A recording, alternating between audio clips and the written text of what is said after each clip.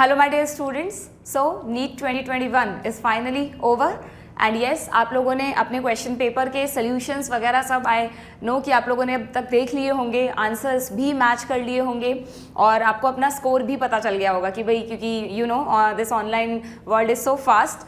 Okay पहले तो बहुत टाइम तक हम लोगों को वेट करना पड़ता था कि एनटीए कब आंसर की रिलीज़ करेगा या जो भी हमारे एसोसिएटेड कोचिंग्स होते हैं वहाँ पर टीचर्स आंसर की बनाएंगे, then we have to go there. But yes online world में दिस इज़ सो फास्ट, तो ये सब प्रोसेस आपका पूरा हो गया होगा। देन उसके बाद आप लोगों को ये भी पता चल गया कि आपका क्या स्कोर है। तो अब यहाँ पे अलग अलग सबके मतलब 2-3 तरह के स्टूडेंट्स होंगे, जिनमें एक वो जिनको बहुत अच्छा जो भी उन्होंने अपनी मेहनत की थी एग्जैक्टली वैसा ही स्कोर उनका आ रहा होगा and they are very very happy. उनके घर पे भी सेलिब्रेशन हो रहा होगा इस बात का कि भाई हाँ इस साल हमारा नीट में सिलेक्शन हो गया एंड काउंसलिंग के बाद you will be in your dream medical college. But yes जो सेकेंड टाइप के स्टूडेंट्स हैं उनमें उनमें स्टूडेंट्स को अभी अधर झूल की कंडीशन होगी, है ना, कि भाई कितना कट ऑफ जाएगा, कट ऑफ के जस्ट पास हैं या ऊपर हैं या नीचे हैं, तो काउंसलिंग से ही वो क्लियर होगा। उनके लिए बेस्ट लक, बेस्ट विशेस, ठीक है। और जो थर्ड कैटेगरी के स्टूडेंट्स हैं जो आई थिंक डिसअपॉइंट होंगे इस बात से कि पूरे साल मेहनत तो की थी लेकिन फिर भी उतना स्कोर नहीं आ पाया जितना आना चाहिए था। तो बच्चों बिल्कुल भी डिसअपॉइंट नहीं होना है क्योंकि आप लोगों ने मेहनत की नो डाउट, बट ज़रूरी नहीं है, कभी कभार मेहनत का रिजल्ट थोड़ा सा देर से भी मिलता है। ओके तो ऐसा तो है नहीं कि this is the last attempt, NEET में अटेम्प्ट लिमिट्स तो है नहीं। अगर आपको अपने ऊपर पूरा कॉन्फिडेंस है कि yes we can prepare again, और होना भी चाहिए बट ऑब्वियस, तो आप दोबारा से प्रिपरेशन करिएगा, बिल्कुल भी डिसहार्टेंड होने की नीड नहीं है, ठीक है। There is always next chance, हमेशा आप लोगों के बहुत सारे मौके होते हैं लाइफ में और हो सकता है नेक्स्ट ईयर, इस साल अगर आपका स्कोर कट ऑफ लिस्ट के अंदर आ भी जाता तो आपको कोई मन मार के कोई ऐसा मेडिकल कॉलेज लेना पड़ता जहाँ पे आपको नहीं जाना था। और अगर नेक्स्ट ईयर आपने बहुत अच्छे से प्रिपरेशन कर ली तो आप एक ऐसे मेडिकल कॉलेज में पहुंच जाएंगे जो टॉप मेडिकल कॉलेजेस हैं, या एम्स या जो भी अलग अलग मेडिकल कॉलेजेस हैं जिनमें भी आप जाना चाहते हैं वहाँ भी आप पहुँच सकते हैं, ठीक है। तो इस बात को बिल्कुल भी आपको इसको मतलब रॉन्ग वे में नहीं लेना है कि इस साल हमारा सिलेक्शन नहीं हुआ और आप लोग बहुत नेगेटिव इसमें चले जाएं, ऐसा बिल्कुल नहीं करना है, ठीक है। आप लोग अपने फैमिली मेम्बर्स, आपके फ्रेंड्स, अपने टीचर्स से बात करिए जिससे वो लोग आपको पॉजिटिवली मोटिवेट करेंगे, ठीक है, क्लियर। तो अब आती हूँ मैं यहाँ पर, आज का वीडियो क्यों बनाया गया है आप लोगों के लिए। जैसा मैंने आपको कहा सॉल्यूशंस तो आपको पता है कि भाई किस क्वेश्चन का क्या आंसर है, you already know this, but यहाँ पर हम क्वेश्चंस को थोड़ा सा डिटेल में डिस्कस करेंगे। हम ये देखेंगे कि इस क्वेश्चन का आंसर ये क्यों है या बाकी ऑप्शंस क्यों गलत हैं, ओके, जिससे आप कभी भी जब आगे अपनी प्रिपरेशन करेंगे या जिन बच्चों को अभी भी लग रहा है कि नहीं, बहुत सारे बच्चे होंगे ना ऐसा जो सोच रहे होंगे कि यार ये सिली मिस्टेक कैसे हो गई मुझसे, ये क्वेश्चन कैसे गलत हो गया, बट आप अकेले नहीं हैं, ऐसे कई सारे स्टूडेंट्स होते हैं जिनसे कॉमन सिली मिस्टेक्स होती हैं, बस आपको पता नहीं होता है, ठीक है। तो यहाँ पर मैं उन सभी पॉइंट्स को डिस्कस करूंगी कि क्यों यहाँ पर बच्चों से इस क्वेश्चन में सिली मिस्टेक हो सकती है। ये ऑप्शन पढ़ के लगा होगा ये सही है और उसे टिक भी कर दिया होगा, बट घर आके जब मैच किया तो पता चला कि ये आंसर की में सोल्यूशन कुछ और है। ऐसा भी सोच रहे होंगे आप, नहीं ये आंसर की तो गलत है, इसका ये नहीं हो सकता।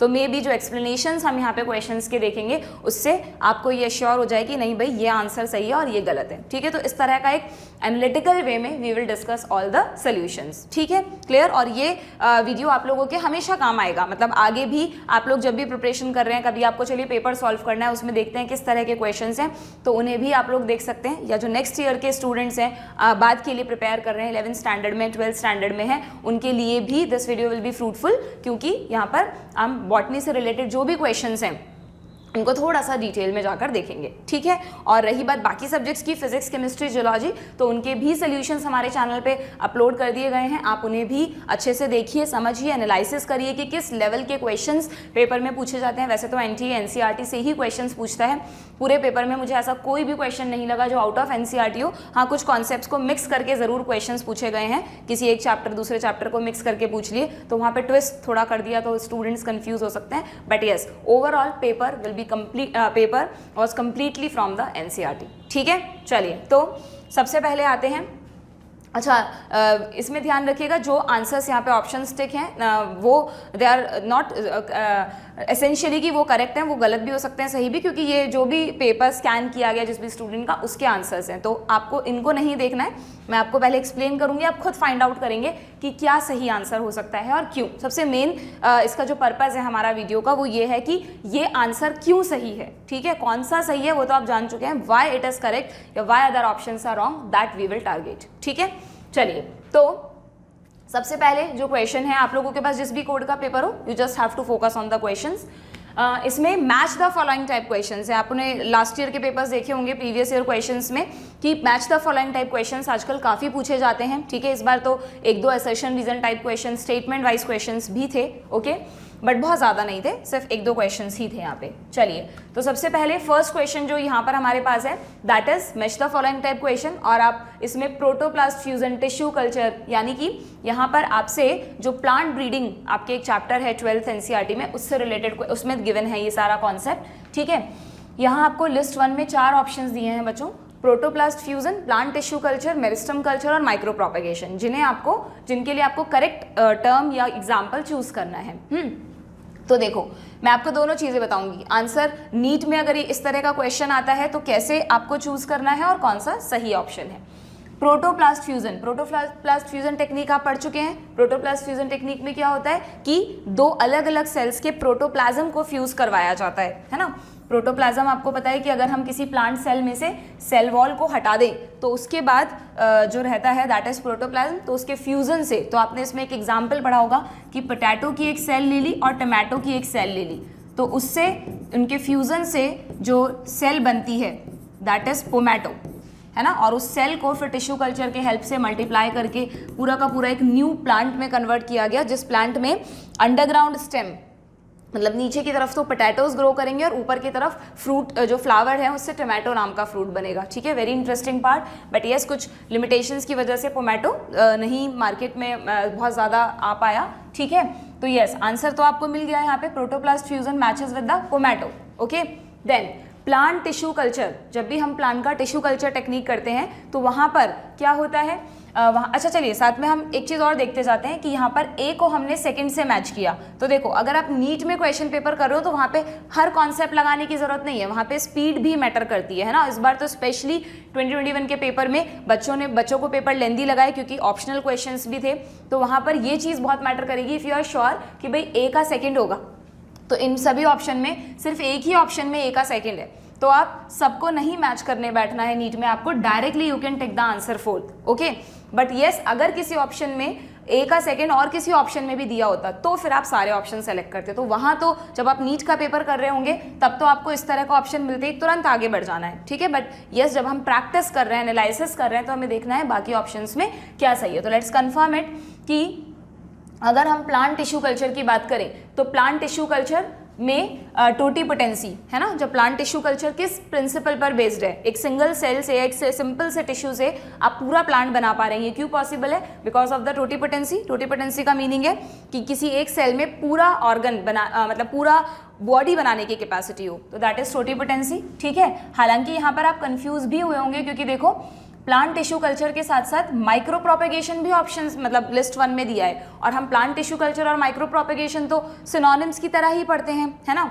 लेकिन यहाँ पर अब देखो, टोटीपोटेंसी भी है और वायरस फ्री प्लांट्स भी है ऑप्शन में, ओके। तो वायरस फ्री प्लांट्स, अगर आपने पढ़ा होगा कि अगर किसी प्लांट में इन्फेक्शन हो जाए, ठीक है, तो इन्फेक्टेड प्लांट में जो मेरिस्टेमेटिक टिश्यू होता है वहाँ पर वायरस नहीं रहते। क्यों? क्योंकि मेरिस्टेमेटिक टिश्यू में स्टोर्ड फूड नहीं होता है, ठीक है। तो इस वजह से जो मेरिस्टेम वाला पार्ट है वो वायरस फ्री रहता है। तो मेरिस्टेमेटिक पार्ट को हम यूज़ कर सकते हैं किसके लिए? टिश्यू कल्चर के लिए, ओके। तो यहाँ पे सिंपली कंफ्यूजन हो सकता है कि भाई प्लांट टिश्यू कल्चर और माइक्रो प्रोपेगेशन भी दिया है और टोटीपोटेंसी और वायरस फ्री प्लांट्स भी दिया है। आई थिंक बहुत सारे बच्चों को हुआ भी होगा, ओके। तो सिंपली कंफ्यूज होने की नीड ही नहीं है, क्योंकि यहाँ पर इस तरह के मैच द फॉलोइंग क्वेश्चन में ऑप्शंस को साथ में लेकर जरूर चलिएगा। तो यहाँ सिंपली बी को फर्स्ट से मैच किया है, यस बी इज फर्स्ट, ठीक है। सी को फोर्थ से मैच किया है। अच्छा, meristem culture is also in the list 1, है ना। मेरिस्टेम कल्चर यानी yes, this is the appropriate option. अच्छा, हमने बच्चों इस पर ध्यान नहीं दिया, सोमा क्लोन्स भी तो है। सोमा क्लोन्स क्या होता है? यहाँ भी आई थिंक स्टूडेंट्स कंफ्यूज हुए होंगे, क्योंकि जब प्रोटोप्लास्ट फ्यूजन टेक्निक हम कराते हैं ना, तो इसको हम सोमैटिक हाइब्रिडाइजेशन कहते हैं कि नहीं? सोमैटिक हाइब्रिडाइजेशन, ओके और यहाँ इन्होंने दिया सोमा क्लोन्स। बहुत सारे स्टूडेंट्स जब ये दोनों चीज़ें पढ़ते हैं तो कंफ्यूज हो जाते हैं, क्योंकि यहाँ भी सोमा वर्ड आ रहा है और यहाँ भी सोमा वर्ड आ रहा है। बट मैंने लेक्चर्स में आपको बताया था कि इन दोनों में कैसे डिफ्रेंशिएट करोगे। यहाँ वर्ड आ रहा है हाइब्रिडाइजेशन, यानी कोई दो चीज़ों का मिक्सचर है। हाइब्रिड वर्ड आप तभी यूज़ करते हैं। और यहाँ वर्ड आ रहा है क्लोन्स।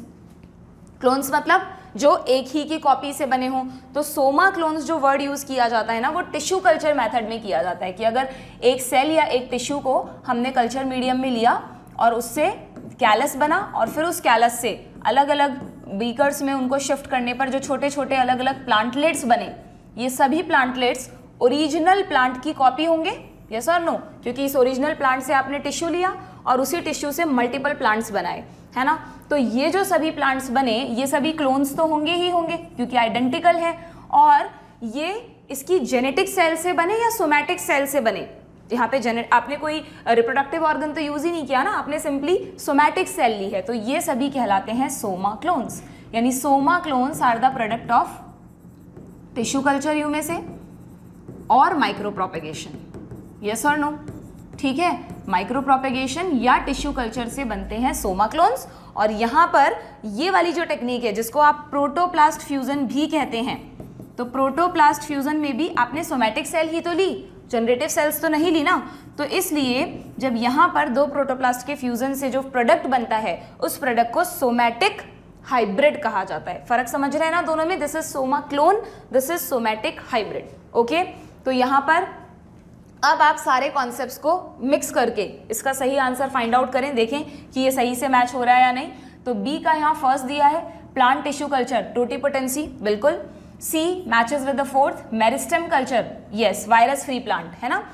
मेरिस्टेम कल्चर इसका भी ऑप्शन हो सकता था क्योंकि जो meristem culture is a type of tissue culture. But अगर एग्जैक्टली टिश्यू कल्चर में आपने कौन से टिश्यू को यूज किया है, तो मेरिस्टेमेटिक टिश्यू को क्यों यूज करते हैं? क्योंकि वहां पर वायरस नहीं रहता। तो मेरिस्टेम कल्चर का एप्रोप्रिएट ऑप्शन होगा virus free plant. And micro propagation technique से जो भी प्रोडक्ट्स बन रहे हैं, ठीक है, यानी हम माइक्रो प्रोपेगेट कर रहे हैं, एक छोटे से टिश्यू से मल्टीपल प्लांट्स बना रहे हैं, तो उन सभी मल्टीपल प्लांट्स को क्या कहा जाता है? सोमा क्लोन्स। ठीक है, तो yes, this is the correct option. समझ रहे हैं? अब आप कहेंगे मैम इतना सब टाइम नीट में तो नहीं होता हमारे पास कि हम वहाँ पे इतना सब लॉजिक्स लगाने बैठेंगे, कॉन्सेप्ट्स लगाने बैठेंगे। नीड ही नहीं है ना। जब एग्जामिनर्स पेपर सेट करते हैं तो इन चीज़ों को ध्यान में रखते हैं कि अगर क्वेश्चंस को इस तरह से दिया गया है तो कुछ ना कुछ हिंट गिवन होती है, बस उस हिंट को आपको आइडेंटिफाई करना आना चाहिए। दोनों बातें आपको अपने दोनों पॉइंट स्ट्रॉन्ग बनाने हैं।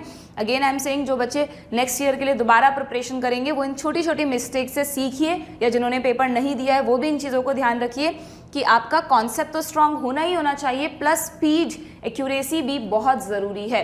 ठीक है, तो यहाँ पर नीट में तो आपको तुरंत ही ऑप्शन मिल जाएगा, बट सीखते वक्त yes you must know all the concepts. Done? ठीक है, आगे बढ़े, चलिए नेक्स्ट क्वेश्चन पे आते हैं हम। The term used for transfer of pollen grain, pollination से क्वेश्चन है, very simple. From anthers of one plant to stigma of a different plant. लो, क्वेश्चन में कह दिया एक प्लांट से दूसरे प्लांट पर जा रहा है, कंफ्यूज होने की नीड ही नहीं है, that is simply cross pollination. Cross pollination is the name for xenogamy. ठीक है, क्लियर? ये इस पे मत ध्यान देना, ठीक है। जीनोगेमी सिंपली हो सकता है कुछ बच्चे जब इस क्वेश्चन को पढ़ें तो इसमें आगे लिखा है कि during this pollination it brings genetically different types of pollen grain. Okay, तो वैसे भी यहाँ पर क्लियर है कि भाई जेनेटिकली डिफरेंट में किस में आते हैं, जब दो प्लांट अलग अलग एक ही स्पीशीज के हैं बट हैं दो अलग, जैसे दो ह्यूमंस हैं तो ह्यूमंस हैं सेम स्पीशीज के बट दोनों ह्यूमंस की जेनेटिक्स सेम थोड़ी ना है, तो वैसे ही यहाँ पर प्लांट्स पे अप्लाई करना है। क्लियर? तो दिस इज सिंपली जीनोगेमी या cross pollination. Okay, simple question. बाकी सभी जो ऑप्शंस हैं वो क्यों गलत हैं वो भी देख लीजिए, यहाँ पर आपको सबका मीनिंग पता है। चेस्मोगेमी ओपन फ्लावर्स को कहते हैं, क्लिस्टोगेमी क्लोज फ्लावर्स को कहते हैं जो कभी नहीं खुलते हैं, विच नेवर ओपन्स। ये तो हमेशा ऑटोगैमिस्ट होते हैं, है ना, हमेशा जब फ्लावर ब्लूम ही नहीं करेगा तो कहाँ से पॉलन ग्रेन्स का ट्रांसफर होगा। ठीक है, और जीटनोगेमी में हो सकता है कुछ बच्चे कंफ्यूज हो, वैसे नीड नहीं थी। जीटनोगेमी में सिंपली जब एक ही प्लांट के दो फ्लावर्स के बीच में पॉलिनेशन होता है तो वो होता है जीटनोगेमी। तो यहाँ जेनेटिक्स तो सेम ही रहेगी ना बच्चों, तो ये नहीं हो सकता। Clear? Simply xenogamy. Next question, में again match the following type question है। कहाँ से क्वेश्चन है? प्लांट फिजियोलॉजी से, ठीक है। इसमें आपको जो आप ट्रांसपिरेशन जब आप पढ़ते हैं या वाटर का ट्रांसपोर्टेशन पढ़ते हैं, जाइलम में किस तरह पानी ऊपर खींचा जाता है, तो वहाँ पे आपने पढ़ा होगा transpirational pull is the main force, but उसके साथ कुछ एडिशनल फोर्सेस भी हेल्प करते हैं, फिजिकल फोर्सेस, ठीक है। यहाँ पर फिजिक्स भी आप साथ में अप्लाई कर सकते हैं। तो सबसे पहले फर्स्ट लिस्ट 1 में दिया है कोहेजन। कोहेजन, को मीन्स जो आपके साथ, मतलब को कैसे याद रखते हैं कोहेजन और एडहेशन को? को मीन्स जो साथ सेम नेचर के मॉलिक्यूल हो, एडहेशन जो डिफरेंट नेचर के हो।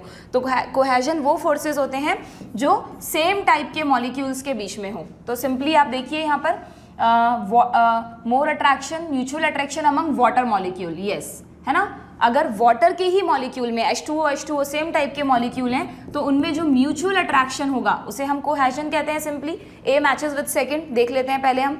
यहाँ पर 2 ऑप्शंस में ए को सेकंड से मैच किया गया, we have to go for B. B में एडहेशन से रिलेटेड आंसर मतलब आपको मैच करना है। एडहेशन मतलब क्या होता है? डिफरेंट मॉलिक्यूल्स के बीच में फोर्स लगना, है ना। तो एडहेशन में यहाँ पे देखो more attraction in liquid phase, ये तो आप समझ रहे होंगे, सरफेस टेंशन है। चलो इस पे नहीं जाऊंगा, अगर मैं पहले एडहेशन पे आऊं तो adhesion simply matches with this attraction towards polar surfaces. Polar surfaces यानी अगर जैसे आपने पढ़ा होगा कि ये जाइलम है ना, अब इसमें वाटर के मॉलिक्यूल ऊपर की तरफ जा रहे हैं, तो वाटर मॉलिक्यूल्स तो हैं ही, ये तो पोलर मॉलिक्यूल्स हैं ही, और इनका वॉल के साथ जो वॉल बनी होती है ट्रैकिड्स की या वेसल्स की, उनके साथ क्या अट्रैक्शन है, तो दोनों डिफरेंट नेचर के मॉलिक्यूल हो गए, उनके बीच में जो फोर्सेस होते हैं, जो एफिनिटी होती है, उसे हम कहते हैं एडहेशन। तो that is attraction towards polar surfaces. Then surface tension तो फिजिक्स में आप पढ़ते ही हैं। सरफेस टेंशन का सिंपल मतलब होता है कि जब कोई भी लिक्विड फेज में होता है तो उनमें आपस में ज़्यादा अट्रैक्शन होता है, simply that is surface tension. और गटेशन, गटेशन किसको कहते हैं हम प्लांट्स में? जो प्लांट्स के जो शॉर्ट हाइटेड प्लांट्स होते हैं उनके स्टेम के पॉइंट से या लीफ के टिप्स पर, है ना। मॉर्निंग में अगर हम बहुत अर्ली मॉर्निंग उठ के देखें तो छोटी छोटी बूंदे, मतलब अगर लीफ की सरफेस पर बूंदे हैं तो वो तो ड्यू है, वो तो ओस की बूंदे हैं, बट अगर लीफ के टिप से ऐसा लग रहा है कि अंदर से कोई चीज़ ऊज आउट हो रही है, तो that is simply guttation. Hydathodes जिनके थ्रू होता है वो, ठीक है। तो water loss in liquid phase, plant से 2 तरह से वाटर लॉस होता है। ट्रांसपिरेशन में इवेपोरेट होता है पानी, और गटेशन में लिक्विड फॉर्म में निकलता है, ठीक है। तो यस, यहाँ पर water loss in liquid phase, तो आई थिंक आप मैच कर लीजिए। एडहेशन को 4th से मैच करना है, तो ये C matches with first and yes, तो this is the correct option. Okay, done. चलिए देन नेक्स्ट क्वेश्चन, बहुत सिंपल क्वेश्चन है, पढ़ते ही आ गया होगा। A typical angiosperm embryo sac at maturity. तो मेच्योरिटी पे इसमें कहाँ कंफ्यूज होते हैं बच्चे? देखो आपको 4 ऑप्शन दिए हैं जिसमें सेम है 7, 7, 8, 8, वो तो हो नहीं सकता, है ना। अब यहाँ पर कुछ बच्चे कंफ्यूज होते हैं कि न्यूक्लियस कितने थे और सेल कितने। तो मैंने लेक्चर्स लेते वक्त आपको बताया था कि ऐसा तो पॉसिबल है कि मान लीजिए अगर ये हमने सेल्स बना दी, ये एक सेंट्रल सेल होती है ना, पोलर सेक का एम्ब्रियो सेक का स्ट्रक्चर ध्यान है, तो इन तीनों सेल के पास अपना अपना न्यूक्लियस है, इन तीनों सेल के पास भी अपना अपना न्यूक्लियस है, और इस बड़ी सेल के पास 2 न्यूक्लियस हैं। तो यानी सेल्स तो हैं 7, लेकिन न्यूक्लियस कितने हैं? 8। ओके, ऑपोजिट कंडीशन पॉसिबल है क्या? एम्ब्रियो सेक एक लिविंग स्ट्रक्चर है, सारी सेल्स लिविंग है, फंक्शनल है, तो ऐसा तो पॉसिबल नहीं है कि सेल्स 8 हों और न्यूक्लियस 7 हो। फिर उस कंडीशन में तो क्या होगा, किसी एक सेल को बिना न्यूक्लियस के रहना पड़ेगा। और ठीक है, ई न्यूक्लिएटेड सेल्स होती हैं, बट एम्ब्रियो सेक में ऐसा कुछ भी नहीं पढ़ा हमने, है ना। तो सिंपली यहाँ पर 7 सेल्स और 8 nucleated structure, this is the correct option, ठीक है। आगे बढ़े, नेक्स्ट अमेंसेलिज्म। अब आ जाओ आप इकोलॉजी पे, है ना। इकोलॉजी में आपको पता है आजकल कई सारे क्वेश्चंस इकोलॉजी से फ्रेम होते हैं। तो अमेंसेलिज्म, इन्होंने अमेंसेलिज्म को डिस्क्राइब नहीं करा एनसीईआरटी में, बट अगर आपने टेबल को ध्यान से पढ़ा हो तो टेबल में अलग अलग जो दे रखे हैं, कॉम्पिटिशन, पैरासाइटिज्म, अलग अलग तरह के इंट्रैक्शंस दे रखे हैं, उनमें एक इंट्रैक्शन अमेंसेलिज्म भी होता है, जहाँ पर एक स्पीशीज को कोई ना बेनिफिट हो रहा है ना लॉस हो रहा है, लेकिन उसकी वजह से दूसरी स्पीशीज को लॉस हो गया। यानी अमेंसेलिज्म में -0 का रिलेशनशिप देखा गया है, जस्ट ऑपोजिट टू कमेंसेलिज्म। कमेंसेलिज्म में आपने कई सारे एग्जाम्पल पढ़े होंगे ना, जैसे मैंगो के ट्री पर ऑर्किड्स का ग्रो कर जाना। तो मैंगो ट्री को तो ना कोई प्रॉफिट है ना कोई लॉस, लेकिन जो ऑर्किड्स हैं उनको एक बेस मिल गया ग्रो करने के लिए, तो उनको बेनिफिट हुआ था। अमेंसिलिज्म इज जस्ट ऑपोजिट, इसको आप सिंपली याद रख सकते हैं। मैं पढ़ाते वक्त एक छोटा सा एग्जांपल देती हूँ कि अगर किसी जगह से कोई एलिफेंट क्रॉस हो रहा है और उसके पैरों के नीचे दबके बहुत सारी एंड्स, बहुत सारी चींटियाँ या कोई भी छोटे छोटे इंसेक्ट्स मर गए, तो एलिफेंट ने ऐसा इंटेंशनली नहीं किया, उसको तो उन्हें मारना नहीं था, लेकिन वो जो इंसेक्ट्स मर गए उनको अननेसेसरी लॉस हो गया, तो इट इज सिंपली अमेंसिलिज्म। या जैसे आप लोगों ने एक एग्जाम्पल पढ़ा होगा एंटीबायोटिक्स में कि अगर मान लीजिए पेनिसिलियम नोटेटम, ध्यान है कि अगर एक कल्चर मीडियम में बैक्टीरियल कॉलोनीज प्रेजेंट हैं, ओके, ये बैक्टीरियल कॉलोनीज हैं और इस कल्चर मीडियम में पेनिसिलियम नोटेटम एक फंजाई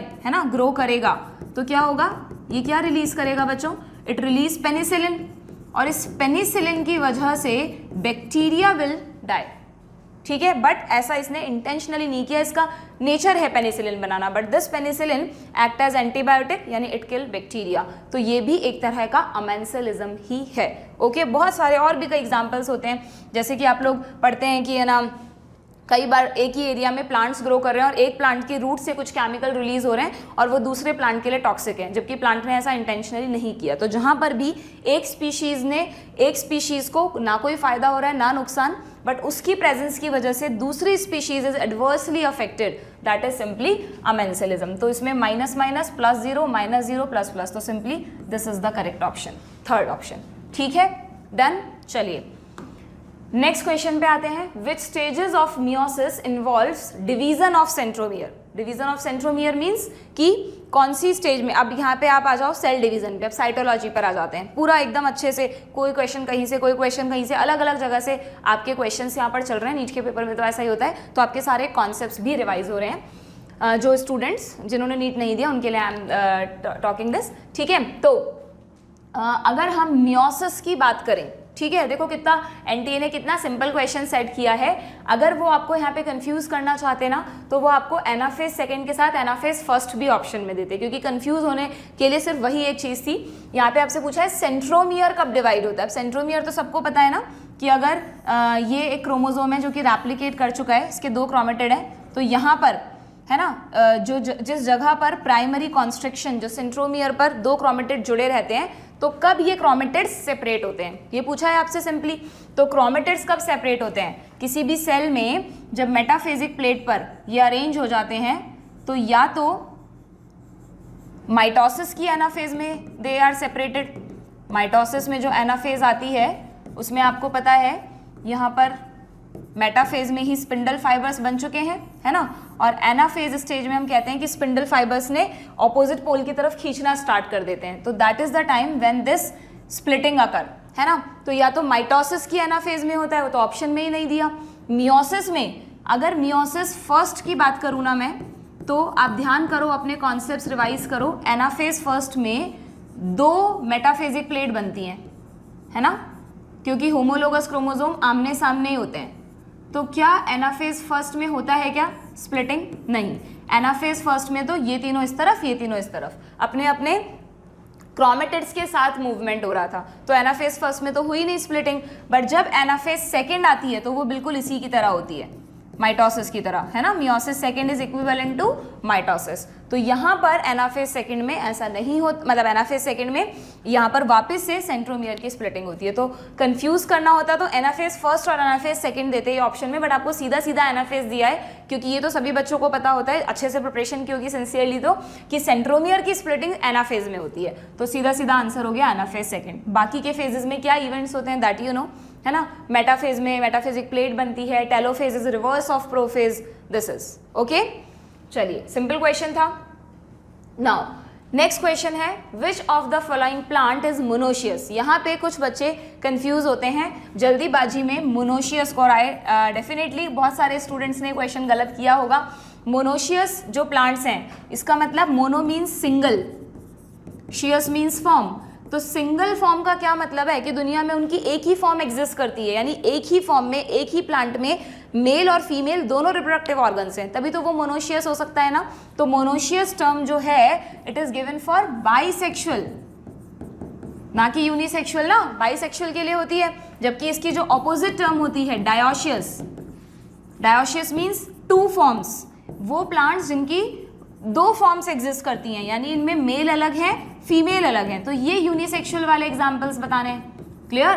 तो मोनोशियस पढ़ते ही हो सकता है नीट में हम थोड़े से एंग्शियस होते हैं, एक्साइटमेंट में ज़्यादा होते हैं, तो वहाँ पे आपने स्ट्रेस में होते हैं तो ये गड़बड़ की हो, बट मोनोशियस का मतलब बाइसेक्सुअल, हमेशा याद रखो ऑपोजिट है, मोनो जहाँ पर आ रहा है वो बाइसेक्सुअल के लिए आ रहा है। क्लियर? तो कौन सा इनमें से बताओ? प्लांट्स बॉटनी में याद करो सारे, देखो बहुत कॉमन एग्जाम्पल दिए जो सभी ने पढ़ रखे हैं। मार्केंशिया तो आप 11th में डायग्राम पढ़ते ही हैं, मार्केंशिया में मेल थैलस अलग पढ़ते हैं, फीमेल थैलस अलग पढ़ते हैं, ठीक है? तो ये तो क्या है, दोनों अलग अलग यानी यूनिसेक्सुअल प्लांट है। देन डायोशियस, सिंपली दो फॉर्म्स है मार्केंशिया की। साइकस, जिम्नोस्पर्म में आप दो एग्जाम्पल्स पढ़ते हैं, साइकस और पाइनस, है ना? जो साइकस, सी फॉर छोटा साइकस होता है, वो हमेशा क्या करता है, मेल फीमेल अलग अलग प्रेजेंट करता है, डायोशियस में होता है वो भी, ठीक है? देन तो ये गलत हो गया, ये गलत हो गया। पपाया तो कॉमनली आप डायोशियस में पढ़ते हैं, मेल पपाया और फीमेल पपाया, ठीक है? आपने देखा भी होगा अपने आसपास अगर पपाया प्लांट है, हर पपाया प्लांट में फ्रूट्स आए ऐसा ज़रूरी नहीं है, सिर्फ उन्हीं पपाया प्लांट्स में फ्रूट्स आएंगे जिनमें जो फीमेल प्लांट होंगे, ठीक है? बनाना, वाटरमेलन, ये सभी डायोशियस फॉर्म्स के एग्जाम्पल्स हैं। तो यहाँ पर सीधा कैरा ऑप्शन होगा। और जब आप लोगों ने 12th में जो आपका रिप्रोडक्शन इन ऑर्गेनिज्म जो नाम से चैप्टर है, वहाँ पे अगर ध्यान से डायग्राम्स को देखा हो, एक एनसीईआरटी ने बहुत सारे डायग्राम्स दिए हैं ना मोनोशियस डायोशियस को पहचानने के, तो वहाँ पर कैरा का डायग्राम दिया है कि कैरा के डायग्राम में अगर हम सेक्शन लेके देखें तो इस तरह से ऊगोनियम और एंथीरिडियम दिखाए हैं आपको, तो एक ही प्लांट में दोनों हैं, मेल और फीमेल, तो इसका मतलब Chara is the example of bisexual कह दो या मोनोशियस, एक ही फॉर्म एग्जिस्ट करती है केरा की, इसी में मेल है और इसी के पास फीमेल ऑर्गन प्रेजेंट है, ठीक है? क्लियर? डन? थोड़ा सा पानी पी लूँ मैं? Okay, just a minute. हाँ जी, नेक्स्ट आते हैं हम। Next question, the site of perception of light in plants during photoperiodism. Again plant physiology से क्वेश्चन है, फोटोपीरियोडिज्म में। अच्छा, यहाँ पर देखो प्लांट फिजियोलॉजी में प्लांट ग्रोथ एंड डेवलपमेंट से कितना एकदम लास्ट में जो दे रखा है उस पर रिलेटेड क्वेश्चन पूछा गया है कि फोटोपीरियोडिज्म क्या होता है। तो सभी को पता है कि जो लाइट का रिलेटिव ड्यूरेशन है, लाइट कितनी देर रहेगी और डार्क कितनी देर रहेगी, उस पर डिपेंड करती है फ्लावरिंग। ये तो सब बच्चे पढ़ते हैं। अब उसमें एक लाइन दे रखी है एनसीईआरटी में कि लाइट को परसीव करना फ्लावर का काम नहीं है, मतलब फ्लावर बड नहीं परसीव करती है लाइट को, बल्कि लाइट को परसीव करने के लिए लीफ में कुछ स्पेशल रिसेप्टर्स होते हैं। तो लीफ पर जब वो लाइट गिरेगी तब लीफ को पता चलेगा, मतलब लीफ कैन परसीव कि भाई लाइट और डार्क का ड्यूरेशन कितना है, और उससे कुछ सिग्नल्स, है ना, फ्लोरिजन अभी तक प्रूफ नहीं हुआ है, बट शायद लीफ में फ्लोरिजन नाम के हार्मोन्स बनते हो और फिर वो ट्रांसमिट होकर शूट में जाते हैं, है ना। लीफ ने परसीव किया सनलाइट को, लीफ से कुछ सिग्नल्स ट्रांसमिट हुए शूट में, और शूट पे जो फ्लावर बड है उसको सिग्नल मिलेगा और फिर इसमें फ्लावरिंग होगी। तो अल्टीमेटली फोटोपीरियोडिज्म का फिनोमिनन तो आपको फ्लावरिंग में दिख रहा है, बट लाइट को डायरेक्टली परसीव करना फ्लावर का काम नहीं है, उसके लिए लीफ में रिसेप्टर्स होते हैं, ठीक है। तो सिंपली यहाँ पर आंसर क्या होगा, लीफ। देखो शूट एपेक्स में भी कंफ्यूज हो सकते हैं बच्चे, क्योंकि शूट एपेक्स वो जगह है जहाँ पे फ्लावर बड प्रेजेंट होती है, बट ऐसा नहीं है। क्लियरली एनसीईआरटी ने लिखा है कि लाइट कौन परसीव करता है, लीफ। एक्सिलरी बड भी दिया है ऑप्शन में, बच्चे सोच सकते हैं कि यार बड से ही तो फ्लावरिंग होती है, तो हो सकता है एक्सिलरी बड हो, है ना, बट नहीं, सीधा सीधा एनसीईआरटी की लाइन है। पूरी प्रिपरेशन के दौरान एनसीईआरटी पे जिसने फोकस नहीं किया ना, हो सकता है बहुत बड़े बड़े कॉन्सेप्ट्स पढ़े हों, बहुत सारी चीज़ें पढ़ी हों, बट पेपर सही से नहीं कर पाए हों। अगेन क्योंकि एनसीईआरटी से डायरेक्ट लाइन से उठ के क्वेश्चंस पूछे गए हैं, ठीक है। ये देखो कितना सिंपल क्वेश्चन है, आई डोंट थिंक कि इससे सिंपल कोई क्वेश्चन हो सकता है। GPP minus R is equal to NPP, productivity ecosystem में पढ़ते हैं ना आप लोग, कुछ नहीं पूछा कि जीपीपी और एनपीपी क्या है, आर क्या है, किसको रिप्रेजेंट कर रहा है पूछा है, तो सीधा सीधा रेस्पिरेटरी लॉसेस को रिप्रेजेंट कर रहा है ना। इन्वायरमेंटल फैक्टर तो होगा ही नहीं, रेडिएंट एनर्जी, रिटार्डेशन फैक्टर, जिसने बिल्कुल ही इकोसिस्टम को छुआ ही नहीं हो ना, वो हो सकता है इस क्वेश्चन को गलत करे, बाकी तो बिल्कुल सीधा क्वेश्चन है ये, ठीक है। Then next question, plants follow different pathway in response to environment. Again plant physiology से क्वेश्चन है, देखिए वही प्लांट ग्रोथ एंड डेवलपमेंट से एक और क्वेश्चन आया है। जनरली बच्चे उस लास्ट चैप्टर को कभी कभार ध्यान भी नहीं देते कि भाई फोटोसिंथेसिस और रेस्पिरेशन इतने इंपॉर्टेंट चैप्टर है, हम तो उन्हें प्रिपेयर कर ले, बट ग्रोथ एंड डेवलपमेंट से 2 क्वेश्चन आप देख चुके हो, ठीक है। तो यहाँ पर आपसे पूछा है, अगेन ग्रोथ एंड डेवलपमेंट में भी बच्चे क्या करते हैं, हार्मोन्स को तो खूब अच्छे से पढ़ते हैं, बट यहाँ पर अब की बार क्वेश्चन पूछ लिया बच्चों प्लास्टिसिटी से, है ना।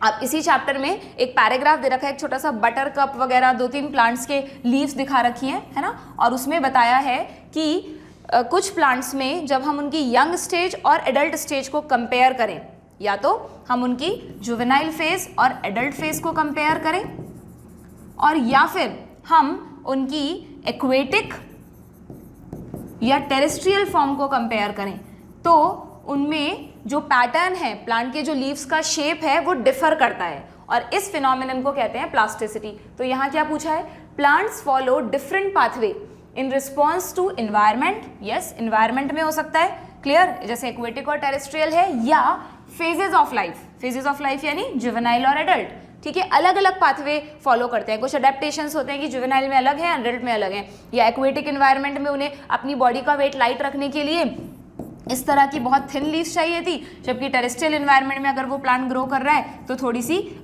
थिक मतलब थोड़ा सरफेस एरिया ज़्यादा वाली लीव्स चाहिए, ठीक है। तो इस तरह के फिनोमिनन को to form different kind of structure, अलग अलग स्ट्रक्चर्स हमें देखने को मिलते हैं। This ability is called simply plasticity. Okay, maturity तो सिंपल वर्ड है, इलास्टिसिटी का यहाँ पे फिजिक्स में है, यहाँ तो वैसे भी कोई मतलब लिविंग फिनोमिनन नहीं है ये, और फ्लेक्सिबिलिटी भी नहीं होगा, तो सीधा सीधा आंसर है प्लास्टिसिटी, कुछ सोचना नहीं है ज़्यादा। Next, the amount of nutrients. Okay, यहाँ पर कंफ्यूज हो सकते थे आप लोग। Amount of nutrients like carbon, nitrogen, phosphorus and calcium, फिर से इकोलॉजी से क्वेश्चन है। इकोलॉजी में आप लोग अगेन जब इकोसिस्टम में बायोजियोकेमिकल साइकिल्स पढ़ते हैं ना, फॉस्फोरस साइकिल, नाइट्रोजन साइकिल, तो स्टार्टिंग में ही एक लाइन दे रखी है पैराग्राफ में कि कार्बन, नाइट्रोजन, फॉस्फोरस या कैल्शियम किसी भी एक टाइम पर सॉइल में इनका कितना अमाउंट प्रेजेंट है, इस कंडीशन को क्या कहते हैं, है ना। अब यहाँ पर ये तो शायद क्वेश्चन पढ़ते ही आपको याद आ गया होगा कि हमने स्टैंडिंग जैसा कुछ वर्ड पढ़ा था, बट इन्होंने दोनों ऑप्शन आपको दे दिए, स्टैंडिंग स्टेट भी दे दिया और स्टैंडिंग क्रॉप भी दे दिया। 100% यहाँ पे बहुत सारे बच्चे कंफ्यूज हुए होंगे। कैसे आपने याद किया था, मैंने आपको लेक्चर्स में बताया था कि स्टैंडिंग क्रॉप आप तब यूज़ करना, क्रॉप वर्ड किसके लिए होता है, प्लांट्स के लिए, एग्रीकल्चर के लिए, वो लिविंग है। तो जो एक आपने, अच्छा इन दोनों वर्ड्स में स्टैंडिंग, एक जगह स्टैंडिंग स्टेट पढ़ते हैं, एक जगह स्टैंडिंग क्रॉप पढ़ते हैं। स्टैंडिंग क्रॉप कहाँ पढ़ते हैं आप बताओ, इसकी डेफिनेशन बताओ। ये पढ़ते हैं बायोमास में, कि किसी भी एक टाइम पर किसी एक ट्रॉफिक लेवल में कितना बायोमास प्रेजेंट है, वो कहलाता है उसका स्टैंडिंग क्रॉप, ठीक है, वो स्टैंडिंग क्रॉप है। कैसे याद रखोगे, बायोमास भी लिविंग चीज का मैटर है, क्रॉप वर्ड भी हम लिविंग के रेफरेंस में यूज करते हैं। लेकिन ये सब जो न्यूट्रिएंट्स हैं, कार्बन, नाइट्रोजन, जो सॉइल में पड़े हुए हैं, ये एक तरह से इनऑर्गेनिक मतलब इनऑर्गेनिक केमिकल से, तो ये तो नॉन लिविंग नेचर के हुए ना, तो इसलिए स्टेट वर्ड जो है वो इनके लिए यूज कर देना, तो सीधा सा ऑप्शन हो जाएगा स्टैंडिंग स्टेट, ठीक है। बहुत सिंपल सी ट्रिक है, इस बार नहीं यूज आई तो अगली बार यूज कर लेना इसे, ठीक है। क्रॉप किसके लिए यूज करोगे, लिविंग के लिए, अगर आप उसका वेट देख रहे हो तो उस टाइम पर टोटल बायोमास देख रहे हो तो, और स्टेट किसके लिए आएगा, सिंपली न्यूट्रिएंट्स के लिए। डन, चलिए next question, which is an incorrect statement. Incorrect statement यहाँ पर आपको फाइंड आउट करना है, ठीक है। देखें किस चैप्टर से क्वेश्चन है, माइक्रोबॉडीज, साइटोलॉजी, सबसे फेवरेट चैप्टर बच्चों का, सेल। चलिए first option, the perinuclear space forms a barrier between the materials present inside the nucleus and of cytoplasm। बिल्कुल, अगर ये सेल है, सेल में दिस इज न्यूक्लियस जो कि डबल मेम्ब्रेनस होता है ना, ये तो ये दोनों मेम्ब्रेन्स के बीच में जो खाली जगह है, इसको आप कहते हैं पेरीन्यूक्लियर स्पेस। तो अंदर जो मैटर है और बाहर जो मैटर है, उनके बीच में ये एक बैरियर का काम करेगा, बिल्कुल सही स्टेटमेंट है ये। Then nuclear pores act as passage for proteins and RNA molecule in both direction। Genetics से भी आप इसका लॉजिक उठा सकते हैं, साइटोलॉजी में भी, एनसीईआरटी में दिया है कि ये जो न्यूक्लियर पोर्स हैं, है ना, आप जेनेटिक्स में ध्यान करो, क्या होता था कि अंदर जो डीएनए होता है उससे आरएनए बनता है, उस आरएनए को बाहर जाना पड़ेगा ना ट्रांसलेशन करने के लिए, तो आरएनए को अगर बाहर आना है तो वो भी न्यूक्लियर पोर यूज करेगा। अब इस आरएनए ने बाहर आकर ट्रांसलेशन किया, प्रोटीन चेन बनी अमीनो एसिड्स की। अब इन प्रोटीन्स में जो बाहर रिक्वायर्ड है वो बाहर यूज हो जाएंगे, और जिन प्रोटीन्स की जरूरत अंदर है, अंदर भी तो बहुत सारे मेटाबॉलिक रिएक्शन चलते हैं, एंजाइम्स वगैरह यूज होते हैं, तो इन प्रोटीन्स को अंदर भी जाना पड़ सकता है। तो प्रोटीन्स को अंदर जाना हो या बाहर आना हो, चाहे आरएनए को बाहर आना हो, तो which is the pathway, nuclear pores. तो yes, this is the correct option again. Okay, mature sieve tube elements, mature हो गई हैं, वेरी वेरी इंपॉर्टेंट है ना, पजेस, अच्छा इस तरह के क्वेश्चन में आपने ये चीज़ फॉलो की ना, हमने बहुत सारी, जो आपको ध्यान होगा, बुल्स आई नाम से सेशंस लिए थे, उसमें आपको हमने प्रैक्टिस करवाया था कि कैसे किसी भी क्वेश्चन को डील करना है एग्जाम में। मैंने आपको बार बार कहा था कि करेक्ट पूछा या इनकरेक्ट, इसको पहले ही सर्कल कर लेना आप एग्जाम में, तो इनकरेक्ट पे हमें ध्यान देना है। तो mature sieve tube elements possess a conspicuous यानी अच्छा सा वेल डेवलप्ड न्यूक्लियस प्रेजेंट है एंड यूजुअल साइटोप्लाज्मिक ऑर्गेनल्स। ये तो बच्चों बिल्कुल गलत ऑप्शन हुआ ना, ये स्टेटमेंट मतलब स्टेटमेंट वाइज तो ये गलत है भाई। मेच्योर सीव ट्यूब को क्या करना है, ये सीव ट्यूब्स हैं ओके, इनके साइड में कंपेनियन सेल्स होती हैं इस तरह से, तो इनको तो फूड का ट्रांसपोर्टेशन करना है ना। तो फूड का ट्रांसपोर्टेशन कब पॉसिबल है, जब अंदर जगह तो होनी चाहिए। अगर सीव ट्यूब में बड़ा सा न्यूक्लियस बना दें, ऑर्गेनल्स बना दें, तो how food transportation will be possible. इसीलिए आपने पढ़ा होगा mature sieve tube elements are enucleated, और लेकिन हैं तो living.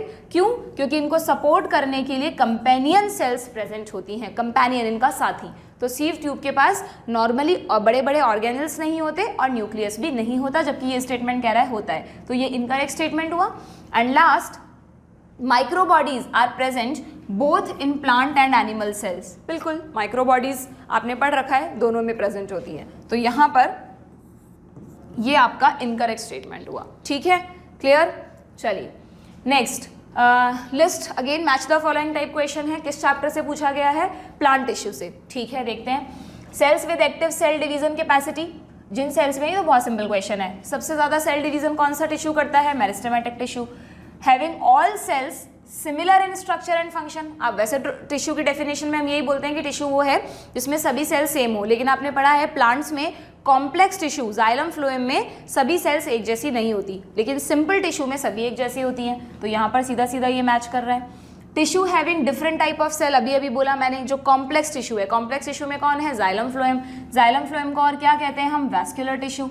And dead cells with highly thickened wall and narrow lumen. तो डेड टिश्यू कौन सा है प्लांट का, स्क्लेरेनकाइमा। स्क्लेरेनकाइमा का एक कंपोनेंट है स्क्लेरीड्स। ठीक है, आई थिंक 9th स्टैंडर्ड का स्टूडेंट भी ये क्वेश्चन कर देगा, वो लोग भी इतना बेसिक तो प्लांट टिश्यूज पढ़ते ही हैं। ओके, तो सीधा सीधा यहाँ पे ए को सेकंड से मैच कर लो, ये तो आपका नीट में 1 सेकंड में होने वाला क्वेश्चन है, ए का सेकंड है, एक ही ऑप्शन में गिवन है, तो कुछ सोचना ही नहीं है, इसी को करेक्ट कर देना है। ठीक है, clear. Again speed matters a lot, इस बार के पेपर ने तो स्पेशली बच्चों को ये सिखा दिया है। देन जितना ज़्यादा बायोलॉजी के पेपर को आप एक्यूरेटली और जल्दी सॉल्व करोगे, उतना ही फिजिक्स केमिस्ट्री के लिए आपको अच्छा टाइम मिलेगा और आपकी रैंक अश्योर होगी। ठीक है, the production of gametes by the parents, formation of zygote, the F1 and F2 plant can be understood from a diagram. अरे बहुत सिंपल क्वेश्चन है, जेनेटिक्स का क्वेश्चन है और कुछ नहीं पूछा, बस ये बोला है आपको कि अगर हमें कॉम्बिनेशंस फाइंड आउट करने हैं गैमीट से, कौन से F1 F2 जनरेशंस बनेंगी, तो कौन सा मेथड यूज़ करते हैं, तो पुनेट स्क्वायर मेथड ही यूज़ किया जाता है। बाकी सब तो वैसे अलग अलग, ऐसा कोई भी टर्म आपने अपने कोर्स में नहीं पढ़ा तो फाइंड आउट करना बहुत ईजी हो जाता है। हाँ, इस तरह के ऑप्शन अगर वो देते जो आपने पढ़े हैं, तब आप कन्फ्यूज़ हो सकते थे। ठीक है, यहाँ पे बच्चों मैंने थोड़ा सा क्वेश्चंस में सीक्वेंस चेंज की है, क्योंकि वैसे तो इस बार बॉटनी और जूलॉजी का अलग अलग सेग्रीगेशन था पेपर में, लेकिन आपने देखा होगा कि बहुत सारे क्वेश्चंस में ऐसे था कि आपको हो सकता है वो जूलॉजी में पढ़ा, जैसे बायोटेक्नोलॉजी कुछ जगह पर बॉटनी में पढ़ते हैं, कुछ जगहों पर जूलॉजी में पढ़ते हैं। तो नीट के पेपर में बायोटेक के कुछ क्वेश्चंस बॉटनी वाले सेगमेंट में भी थे और जूलॉजी वाले सेगमेंट में भी थे। ठीक है, तो इसीलिए बायोलॉजी में एक एग्जैक्ट सेग्रीगेशन करना पॉसिबल नहीं है, तो दैट डजंट मैटर। आपने तो सब कुछ ही पढ़ा है, आप तो ऐसा नहीं है कि बॉटनी के स्टूडेंट हैं या जूलॉजी के हैं, तो वहाँ पर तो आपके लिए किसी भी सेक्शन में आपको इन देखना था कि अरे यार ये तो बॉटनी के सेक्शन में जूलॉजी का क्वेश्चन आ गया, दैट डजंट मैटर, आपको तो बस सॉल्व करना है। तो यहाँ पर भी मैंने अपने अकॉर्डिंग क्वेश्चंस को सेट करके लिया है, जो क्वेश्चन यहाँ आपको मिस लग रहे हैं वो आपको जूलॉजी वाले हमारा जो लेक्चर अपलोडेड है उसमें मिल जाएंगे। ठीक है, मतलब इस तरह का सेशन सॉल्यूशंस का। नेक्स्ट, म्यूटेशंस प्लांट सेल में इंड्यूस म्यूटेशन होते हैं ना, प्लांट ब्रीडिंग में आपने पढ़ा होगा कि वैसे तो म्यूटेशन क्या होते हैं, हार्मफुल होते हैं, लेकिन प्लांट्स में म्यूटेशंस इंड्यूस करवाए जाते हैं फॉर बेटर रिजल्ट्स। तो म्यूटेशंस इंड्यूस करने के लिए क्या होता है, गामा रेज को यूज़ किया जाता है। ठीक है, इस बच्चे ने जिसने भी किया उसने काइनेटिन टिक कर दिया। नो, काइनेटिन तो क्या है, काइनेटिन तो साइटोकाइनिन का पुराना नाम है, हार्मोन है साइटोकाइनिन। ठीक है, वो सेल डिवीजन को इंड्यूस करता है, बट लेकिन उसका म्यूटेशन से कोई रिलेशन नहीं है। ओके, जियाटिन वगैरह सब ये हार्मोन्स के नाम है। इंफ्रारेड रेज म्यूटेशंस इंड्यूस नहीं करती है, ज़्यादा हार्मफुल होती हैं, बहुत हाई एनर्जी वेव्स होती हैं, तो गामा रेज ही यूज़ करते हैं यहाँ पे। ठीक है, सीधा सीधा एनसीईआरटी ने दिया है, कुछ लॉजिक ही नहीं लगाना ज़्यादा। नेक्स्ट, बहुत simple question, the first stable product of CO2 fixation. पहले तो ये बता दो किस किस बच्चे को नहीं पता कि CO2 फिक्सेशन फोटोसिंथेसिस का ही दूसरा नाम है। आई नो ऐसे बच्चे भी होंगे, ध्यान नहीं देते हैं इन चीज़ों पर। फोटोसिंथेसिस में लाइट रिएक्शन और डार्क रिएक्शन, तो डार्क रिएक्शन को CO2 फिक्सेशन ही तो कहते हैं, क्योंकि वहाँ पर इन्वायरमेंट में प्रेजेंट CO2 को पकड़ के कंपाउंड में बदल रहे हैं, जैसे नाइट्रोजन फिक्सेशन में करते हैं। ओके, तो CO2 fixation is simply dark reaction, है ना। और सौरघम में पूछ लिया, एनसीईआरटी ने क्लियरली दिया है जब C4 साइकिल डिस्क्राइब किया है कि C4 साइकिल के 2 एग्जाम्पल्स एनसीईआरटी ने दिए हैं। ऐसे तो आप बहुत सारे पढ़ते होंगे, बट देखो एनटीए ने अपना प्रॉमिस पूरा किया है, उसने आउट ऑफ एनसीईआरटी नहीं पूछा, वो और कोई नाम भी दे सकता था, बट उसने सौरघम ही दिया है जो एनसीईआरटी में गिवन है। तो अगर आपको पता है कि भाई सौरघम में C4 साइकिल होता है, और C4 साइकिल को क्यों C4 साइकिल कहते हैं, क्योंकि इसका फर्स्ट प्रोडक्ट है ऑक्सैलो एसिटिक एसिड OAA। तो यस, यहाँ पर सीधा सीधा ऑप्शन मिल गया आपको, ये रहा, कुछ ज़्यादा सोचना ही नहीं है, एलिमिनेशन टेक्निक की ज़रूरत ही नहीं है यहाँ, ठीक है। चलिए next again match the type question, फिर से साइटोलॉजी से क्वेश्चन है, सेल्स के अलग अलग ऑर्गेनल्स के स्ट्रक्चर में से क्वेश्चन लिया, बहुत सिंपल है। क्रिस्टी कहाँ पढ़े हैं, माइटोकॉन्ड्रिया में, इनफोल्डिंग्स। थाइलेकॉइड्स क्लोरोप्लास्ट में पढ़ते हैं आप लोग, जो सिक्कों जैसे स्ट्रक्चर, यानी ग्रेनम जो होता है, एक ढेर होता है सिक्कों का, पाइल ऑफ कॉइन, इसमें each coin is called thylakoid. तो thylakoid is what, it is simply flattened membranous sac, flattened membranous sac, है ना, फ्लैट होते हैं और मेम्ब्रेन्स के बने होते हैं। इन stroma of plastid, yes, chloroplast के स्ट्रोमा में इस तरह के स्ट्रक्चर्स प्रेजेंट होते हैं, तो ये इससे मैच कर रहा है। सेंट्रोमियर, सेंट्रोमियर अभी अभी देखा हमने साइटोलॉजी में, it is the primary constriction, है ना, किसी भी क्रोमोसोम में जहां पर भी ये क्रोमेटिड पे कॉन्स्ट्रिक्शन है, this is centromere. And cisternae, cisternae क्या होता है, this is disc shaped sac in Golgi apparatus, है ना, सेल में न्यूक्लियस के पास आप ये जो गोल्जी सेक बनाते हैं, तो उसमें ये जो सभी स्ट्रक्चर्स हैं इन्हें सिस्टर्नी कहा जाता है। क्लियर, सिंपल सा क्वेश्चन था, मैच कर लो।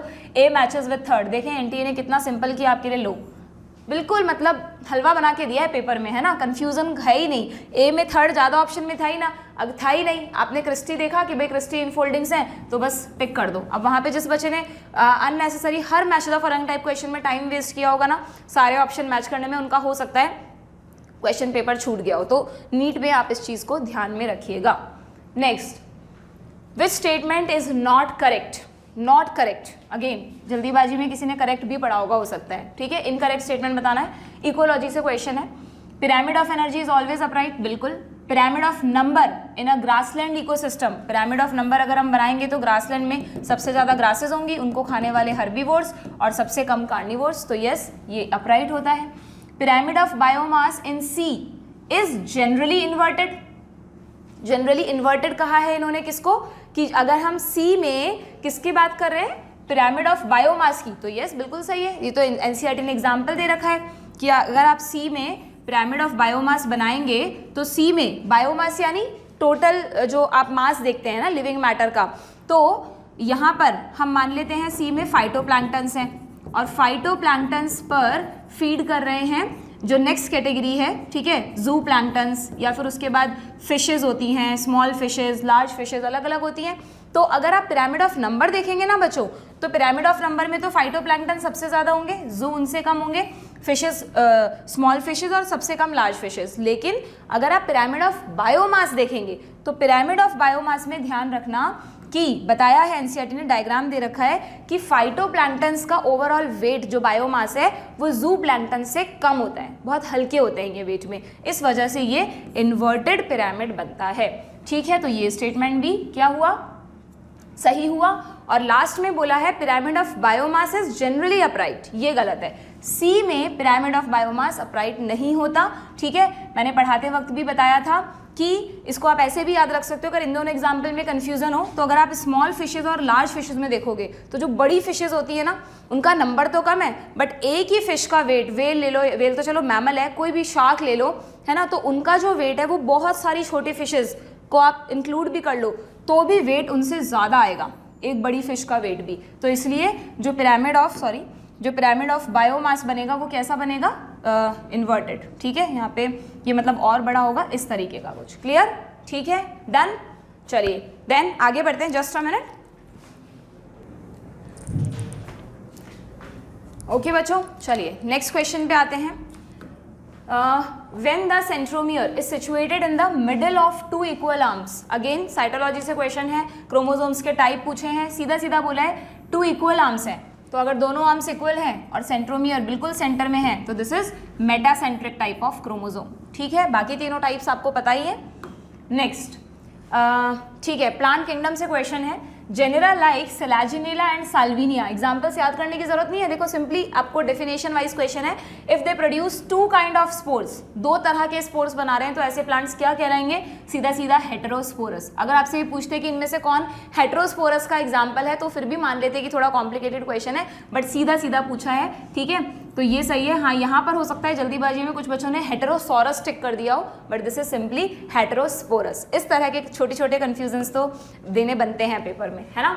Next, in spite of interspecific competition in nature, ये कहाँ से आया क्वेश्चन बच्चों, inter specific competition, I think वहाँ यस इवोल्यूशन में गिवन है ये, वैसे आप लोगों को इकोलॉजी से भी आप इसे कोरिलेट कर सकते हैं।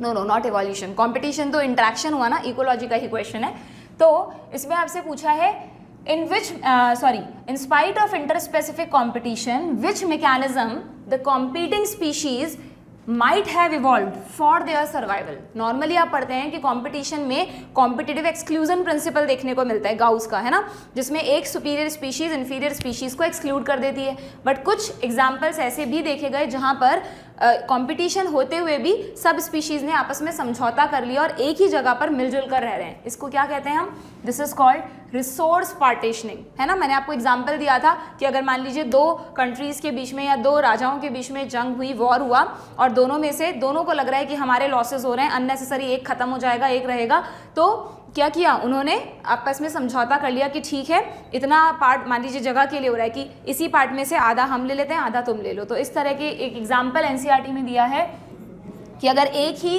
ट्री पर वार्बलर बर्ड्स की अलग अलग 5 स्पीशीज रह रही हैं, उन्होंने अपने फोरेजिंग पैटर्न को बदल लिया कि ठीक है हम सुबह के टाइम पर खाना खाएंगे, तुम दोपहर में खाना, हम शाम को खाएंगे, या हम सीड्स खा लेंगे, तुम है ना लीव्स का कोई प्रोडक्ट या फ्लावर का पल्प, फ्रूट का पल्प वाला पार्ट खा लेना। ठीक है, इस तरह के मतलब हमारी तरह वो डायरेक्टली बात नहीं करते, बट इस तरह की पार्टीशनिंग रिसोर्सेज की देखी गई है। ठीक है, थोड़ा सा हो सकता है यहाँ पे आप क्वेश्चन को लेकर कंफ्यूज हुए हो, बट अगर आप थोड़ा सा ढंग से पढ़ेंगे ना तो देखो म्यूचुअलिज्म तो कंपटीशन में आता ही नहीं है, प्रिडेशन में सीधा सीधा शेर ने रैबिट को मार दिया, कंपटीशन की बात ही नहीं है। यहाँ हो सकता है आप कंफ्यूज हुए हो, कॉम्पिटिटिव रिलीज भी क्योंकि ऑप्शन में था, बट रिलीज क्या होता है, इसी कंपटीशन वाले कॉन्सेप्ट में ही दे रखा था कि अगर दो स्पीशीज़ हैं तो जैसे ही सुपीरियर स्पीशीज़ की प्रेजेंस वहाँ पर जो होगी तो इन्फीरियर खत्म हो जाएगी और सुपीरियर अपना नंबर बहुत तेज़ी से बढ़ाएंगे, दैट इज़ कॉम्पिटिटिव रिलीज। लेकिन यहाँ क्या कहा है कि इन spite of competition which mechanism the competing species might have evolved for their survival. अगर इस छोटे से वर्ड पे आपने ध्यान दिया हो, दोनों सर्वाइव कर रहे हैं यहाँ पर, तो इसका मतलब रिसोर्सेज की पार्टीशनिंग हुई है। क्लियर, ठीक है। चलिए, गैमा तो सिंपल सीधा सीधा मार्केंशिया के डायग्राम में गैमा कप्स बनाए हुए हैं, है ना, एसेक्सुअल बर्ड्स होती हैं, और मार्केंशिया ब्रायोफाइटा है, लेकिन लिवर वॉर्ट्स में आता है या मॉसेस में, लिवर वॉर्ट्स में, तो सीधा ऑप्शन था यहाँ तो। ठीक है, क्लियर, जिसने गैमा के बारे में पढ़ा है वो इस क्वेश्चन को कर सकता है, कोई बहुत ज़्यादा कॉन्सेप्ट नहीं है यहाँ। देन ये भी अगेन प्लांट किंगडम से याद करने वाला क्वेश्चन है, आपने तीनों एल्गीज की इकोनॉमिकल इंपॉर्टेंस पढ़ी होगी। ब्राउन एल्गी से मिलता है एल्जिन और ग्रीन एल्गी से मिलता है कैरागीन। ओके, तो सीधा सीधा यहाँ पर कैरागीन किस एल्गी से मिल रहा है, रेड एल्गी से। अगर ऑप्शंस देते वो आपको तो फिर भी आप सोचते कि इनमें से कौन रेड एल्गी है, यहाँ तो सीधा सीधा आपको क्लास दे दिया एल्गी की। Red algae means Rhodophyceae. ठीक है, अगेन एल्गी से एक और क्वेश्चन पूछा है विच उसी मतलब सेम इकोनॉमिकल इंपॉर्टेंस में देखें आप एल्गीज को थोड़ा डिटेल में आपने पढ़ा होगा कि विच of the following algae contain mannitol, है ना, क्वेश्चन दिख रहा है ना आप लोगों को, थोड़ा सा ज़्यादा ऊपर था। मैनिटॉल, तो मैनिटॉल जो है वो किस एल्गी में रिजर्व फूड है। मैनिटॉल ब्राउन एल्गी में होता है, लेमिनेरिन और मैनिटॉल। ओके, तो यहाँ पर ब्राउन एल्गी देख लो कौन कौन सी है, वॉलवॉक्स, यूलोथ्रिक्स तो ग्रीन एल्गी के एग्जाम्पल्स हैं। ग्रेसिलेरिया, ठीक है, किस में आता है, रेड एल्गी में, तो सीधा सीधा ऑप्शन क्या बचा, एक्टोकार्पस। Okay, simple question. चलिए, देन ग्रेसिलेरिया और जेलिडियम पढ़ते हैं ना, डबल जी जिनसे अगार अगार मिलता है, वो रेड एल्गी के एग्जाम्पल्स हैं। Now diadelphous stamens. हो सकता है जिन लोगों का बहुत ज़्यादा चीज़ें याद करने वाली कैपेसिटी अच्छी नहीं हो, उनको ये क्वेश्चन नहीं आया हो, तो इस तरह के क्वेश्चंस को आप छोड़ भी सकते हैं, बजाय कि नेगेटिव करें। हालांकि बहुत सिंपल है। अगर आपने प्लांट्स में फैमिली, इसको मैं आपको दूसरे एग्जाम्पल से बताती हूँ। जब आपने फेबेसी फैमिली पढ़ी होगी बच्चों, आपकी 4 फैमिलीज़ का डिस्क्रिप्शन है ना एनसीईआरटी में, एनसीईआरटी का एग्जाम्पल पूछा है, बाहर से नहीं पूछा। तो वहाँ पर जब आप फेबेसी फैमिली पढ़ते हैं या पी का फ्लावर देखते हैं, तो पी के फ्लावर में आपने पढ़ा होगा 9 स्टैमेंस तो एक साथ होते हैं, ओके, और एक स्टैमेन थोड़ा अलग से होता है। तो 9+1 का ग्रुप होता है, यानी 2 बंडल्स बन गए। तो डाईएडेल्फस, एडेल्फस वर्ड आता है स्टैमेंस के लिए, स्टैमेंस के बंडल्स के लिए, और डाई मतलब 2। तो किस प्लांट में आपको 2 बंडल्स दिखाई देते हैं? तो यहाँ किस में होते हैं? Fabaceae family. और फेबेसी फैमिली में कौन आता है? Fabaceae is the new name for Leguminosae, पुराना नाम लेग्यूमिनोसी था। तो लेग्यूमिनोसी में आपके सारे प्रोटीन रिच प्लांट्स आते हैं, पी आता है, तो सीधा सीधा यहाँ पे पी ऑप्शन में है, तो this is the correct option. ठीक है, ये नहीं है। चाइना रोज और सीट्रस में तो अलग कंडीशन है। चाइना रोज में तो सारे ऊपर की तरफ एक साथ बंडल्स में होते हैं ना, ठीक है, और सीट्रस में पॉलीएडेल्फस, चाइना रोज में मोनोडेल्फस, सब में अलग अलग कंडीशंस आपने पढ़ी। तो यहाँ पर सीधा सीधा पी आंसर होगा। Clear?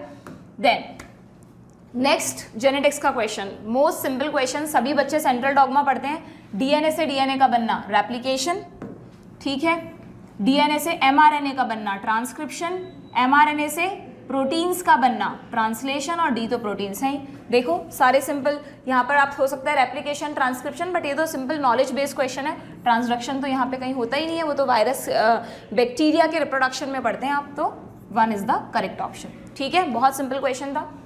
Next, the plant hormone use to destroy, again plant growth chapter से 3rd क्वेश्चन आ रहा है बच्चों, ये है ना। The plant hormone use to destroy weed, तो 2,4-D है ना। ऑक्सीजन के टाइप्स में आपने पढ़ा होगा, natural oxygen, synthetic oxygen. Synthetic oxygen में 2,4-D होता है, जो कि एज अ वीडीसाइड या एज अ हर्बिसाइड यूज किया जाता है। सीधा सीधा क्वेश्चन है। बाकी सब ऑक्सीजन के ही टाइप्स है, बट ये नहीं है एनसीईआरटी में, क्लियर कट एग्जाम्पल गिवन है।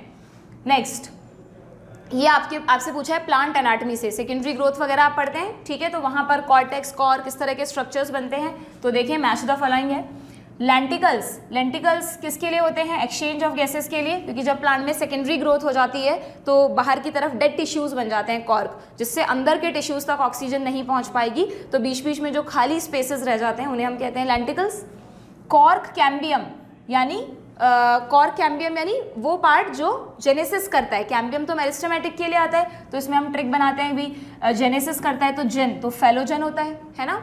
सेकेंडरी कॉर्टेक्स और कॉर्क दोनों दिए हैं, आपने पढ़ा होगा। इस तरह से एक रिंग बनती है कॉर्क कैम्बियम की, जो बाहर की तरफ तो कॉर्क को बनाती है और अंदर की तरफ सेकेंडरी कॉर्टेक्स को बनाती है, ठीक है। इस रिंग को खुद को तो क्या कहते हैं हम? फेलोजन। जो बाहर की तरफ कॉर्क बन रहा है ना, बाहर की तरफ मतलब एक तरह से जो कॉर्क बन रहा है वो किसका बनेगा? सुबैरिन का, क्योंकि ये डेड टिश्यू होता है, सुबैरिन इम्पर्मिएबल फॉर वाटर। और जो अंदर की तरफ सेकेंडरी कॉर्टेक्स है, ठीक है, सीधा सीधा मैच कर रहा है वो फेलोडर्म से। फेलोडर्म, इसका नाम फेलोडर्म, ये फेलोजन और ये पेरिडर्म, ट्रिपल पी से आप याद करते थे। क्लियर? ठीक है, तो यहाँ पर आपका आंसर हो जाएगा, देख लो, मैच कर लो। पहले तो लेंटिकल्स का देख लो, ए थर्ड लो, फिर एनटीए ने आपके लिए इजी कर दिया। सीधा सीधा एक ही ऑप्शन में थर्ड दिया है। किसी बच्चे ने नहीं भी पढ़ाना कि किसको क्या कहते हैं, तो भी सीधे से आप 4th ऑप्शन टिक करके आ सकते हैं। बट वैसे भी आप देख लीजिए, बी से फर्स्ट मैच कर रहा है, सी से 4th मैच कर रहा है, सेकेंडरी कॉर्टेक्स, ठीक है। अभी हमने कहा फेलोडम और कॉर्क सुबैरिन। क्लियर? कॉन्सेप्ट भी क्लियर, ट्रिक भी काम आ गई। नेक्स्ट, ये रहा फैमिलीज। अब देखो 4 फैमिलीज दी हैं एनटीए ने अपने पेपर में, चारों फैमिलीज एनसीईआरटी में गिवन है। बाहर की कोई जो 12-13 फैमिलीज हम हमारे टाइम पे पढ़ते थे वो आपको नहीं पढ़ने की नीड है, क्लियर कट इंडिकेशंस हैं। और अगर पढ़ भी रहे हैं तो जो फैमिली एनसीईआरटी में दी हैं वो तो पहले प्रायोरिटी पे याद रखनी है। अब इतने सबको मैच करने की जरूरत नहीं है, पहले सबसे पहले ए ऑप्शन को मैच कर लो। ए ऑप्शन में हम ऐसा कोई ऑप्शन उठाएं जो हमें तुरंत क्लिक कर जाए। ये देखो यहाँ पर कील एस्टिवेशन, विक्सिलरी एस्टिवेशन, एक बड़ा सा स्टैंडर्ड पेटल होता है ना, 2 फ्लैग्स होते हैं, विंग्स जिन्हें बोलते हैं, और लास्ट में 2 फ्यूज्ड कील्स होती हैं, ओके। और अभी समझाया था 9+1 डाईएडेल्फस कंडीशन, ये किसको इंडिकेट कर रहा है? फेबेसी फैमिली को।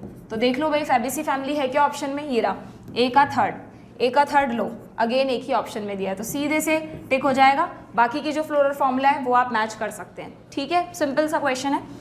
Next, which of the following statement is correct?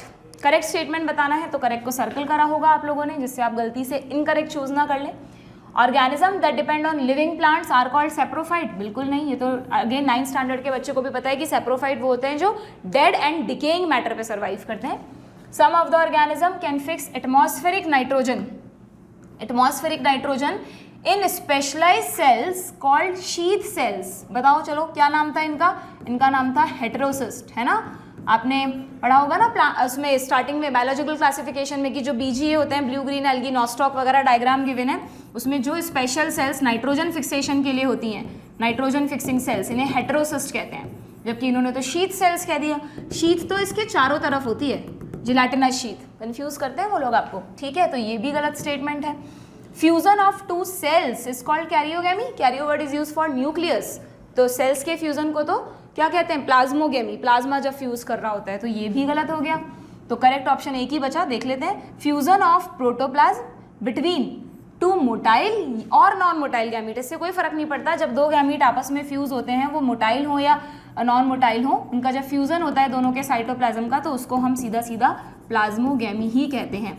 और इस प्लाज्मोगेमी के बाद जब न्यूक्लियस फ्यूज हो जाते हैं तो it is followed by karyogamy. तो yes, this is the correct option, ठीक है, done.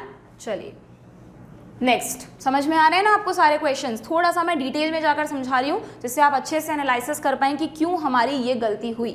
Okay, next, DNA fingerprinting, यहाँ बच्चे कंफ्यूज हुए होंगे, जेनेटिक्स में क्वेश्चन उठाया डीएनए फिंगरप्रिंटिंग से, क्वेश्चन बड़ा सिंपल था, थोड़े से ऑप्शंस को घुमा फिरा के दिया। डीएनए फिंगरप्रिंटिंग में it involves identifying the differences in some specific regions in DNA sequence. आपको पता है, अगेन एनसीईआरटी के स्टेटमेंट पे क्वेश्चन आप देखना, एनसीईआरटी उठा के सीधा सीधा लाइन दी है कि डीएनए फिंगरप्रिंटिंग में जो भी डीएनए सीक्वेंसेस है उसमें जो स्पेशल सीक्वेंसेस हैं जिनको हम रिपीटेटिव डीएनए कहते हैं उनको आइडेंटिफाई किया जाता है, यस और नो, है ना, रिपीटेटिव डीएनए या रिपीटेटिव सीक्वेंसेस, जिससे कंफर्म, क्योंकि किसी भी दो पर्सन का रिपीटेटिव डीएनए वाला सीक्वेंस मैच नहीं करता एक्सेप्ट आइडेंटिकल ट्विंस। तो यहाँ आपको ऑप्शन में रिपीटेटिव डीएनए तो दिया है, यही करेक्ट ऑप्शन है, बट साथ में डीएनए फिंगरप्रिंटिंग में आपने और कॉन्सेप्ट्स भी पढ़े होंगे, सैटेलाइट डीएनए पढ़ा होगा, polymorphic DNA, polymorphism human genome project में पढ़ा होगा, है ना, या यूं कह लीजिए कि क्योंकि ये डिफरेंट है तो ये पॉलीमॉर्फिज्म शो करता है, सिंगल न्यूक्लियोटाइड पॉलीमॉर्फिज्म भी पढ़ा होगा, सब टर्म्स वहीं पर आसपास पड़ी थी। तो हो सकता है इस क्वेश्चन में कुछ बच्चों को लगाओ कि सैटेलाइट डीएनए हो सकता है या पॉलीमॉर्फिक डीएनए हो सकता है, बट जो एग्जैक्टली जिस सीक्वेंस को आइडेंटिफाई करते हैं वो रिपीटेटिव डीएनए ही है, ठीक है, क्लियर। देन नेक्स्ट क्वेश्चन पे आते हैं, अगेन करेक्ट पेयर, अच्छा मैच द फॉलोइंग नहीं है, सीधा सीधा करेक्ट पेयर उठाना है, और ये क्वेश्चन है किसमें से, प्लांट एनाटॉमी से, है ना, यस। देखिए, सेल्स ऑफ मेड्यूलरी रेज, अभी अभी ये क्वेश्चन किया था हमने कॉर्क कैम्बियम का, ठीक है, यहाँ पर जो क्वेश्चन है वो वेस्क्यूलर कैम्बियम से है ना, अंदर की तरफ जो एक रिंग बनती है वेस्क्यूलर कैम्बियम की, तो आपने पढ़ा होगा इसमें भी ये रिंग डायरेक्टली नहीं बनती, अगर इस तरह से जाइलम फ्लोएम के बंडल्स हैं, ठीक है, तो ऑलरेडी एक रिंग तो पहले से होती है, रिंग मतलब एक लेयर जो है कैम्बियम की पहले से होती है, जिसको आप बोलते हैं intrafascicular, fascicle means bundle, intra means अंदर, बंडल के अंदर जो कैम्बियम है दैट इज इंट्राफेसिकुलर कैम्बियम। और जब इनको सेकेंडरी ग्रोथ करनी होती है प्लांट को, तो उस टाइम पर ये जो मेड्यूलरी रेज वाला पार्ट है, इस पार्ट में भी कुछ टिश्यू मेरिस्टेमेटिक हो जाता है, इसे आप बोलते हैं इंटरफेसिकुलर कैम्बियम, यस और नो। बहुत अच्छे से मैं बार बार पढ़ाते वक्त इस चीज़ को बोला था कि इस चीज़ का ध्यान रखना, इंटर और इंट्रा वर्ड में कंफ्यूज मत हो जाना, इंटर स्कूल, दो स्कूल के बीच कंपटीशन, इंटरफेसिकुलर, ठीक है। तो यहाँ देखो क्या बोला है, सेल्स ऑफ मेड्यूलरी रेज, यानी ये वाला part become part of cambial ring, तो ये कौन सा कैम्बियम है, तो सीधा सीधा दिस इज इंटरफेसिकुलर कैम्बियम, ये करेक्ट पेयर लग रहा है हमको, फिर भी देख लेते हैं एक बार। इस तरह के क्वेश्चंस में एक बार श्योर होना बनता है, ठीक है। Loose parenchymal cells rupturing the epidermis and forming a lens shape opening, उन्हें लेंटिकल्स कहते हैं, अभी प्रीवियस क्वेश्चन में था, इसको इन्होंने कहा है स्पॉन्जी पेरेन्काइमा, बिल्कुल नहीं। देन नेक्स्ट ऑप्शन दिया, स्पॉन्जी पेरेन्काइमा तो लीफ में प्रेजेंट होता है ना, large colourless empty cells in the epidermis of grass leaves, पढ़ा था, ग्रास लीव्स में बुलीफॉर्म सेल्स कहते हैं, इन्होंने इनको सब्सिडियरी सेल का है, गलत, सब्सिडियरी सेल तो स्टोमेटा में होती है, गार्ड सेल्स के पास, ठीक है ना, वो एम्प्टी होती है, ठीक है, क्लियर। कलरलेस तो चलो ठीक है मान सकते हो, बट क्लियरली एनसीईआरटी ने लिखा है बुलीफॉर्म सेल्स के कैरेक्टरिस्टिक हैं, लार्ज है, कलरलेस है, एम्प्टी हैं, मोनोकॉट्स में प्रेजेंट होती हैं, okay. And in dicot leaves vascular bundles are surrounded by large thick walled cell, बिल्कुल लीफ के सेक्शन में आप बोलते हो कि भाई वेस्क्यूलर बंडल के चारों तरफ बंडल शीथ सेल्स हैं, बट इन सेल्स को आप बंडल शीथ सेल्स कहते हो ना, कंजक्टिव टिश्यू तो नहीं कहते। कंजक्टिव टिश्यू कहाँ पढ़ते हो? रूट में, कि रूट में जो यहाँ पर जो टिश्यू होता है जाइलम फ्लोएम के बंडल्स के बीच बीच में, वो कंजक्टिव टिश्यू था, तो ये गलत हुआ। तो हमें मिल गया हमारा सही option, correct pair is the first one. ठीक है, थोड़ी सी स्पीड वहाँ पे जल्दी रखना है आप लोगों को। नेक्स्ट ये देखो, जब भी मैं इकोलॉजी पढ़ाती हूँ तो हमेशा बोलती हूँ कि आप लोगों को इक्वेशन याद रखने के साथ साथ ये ज़रूर पढ़ना है कि what is an T, what is an not, E R T, ये किस किस को इंडिकेट करता है ना।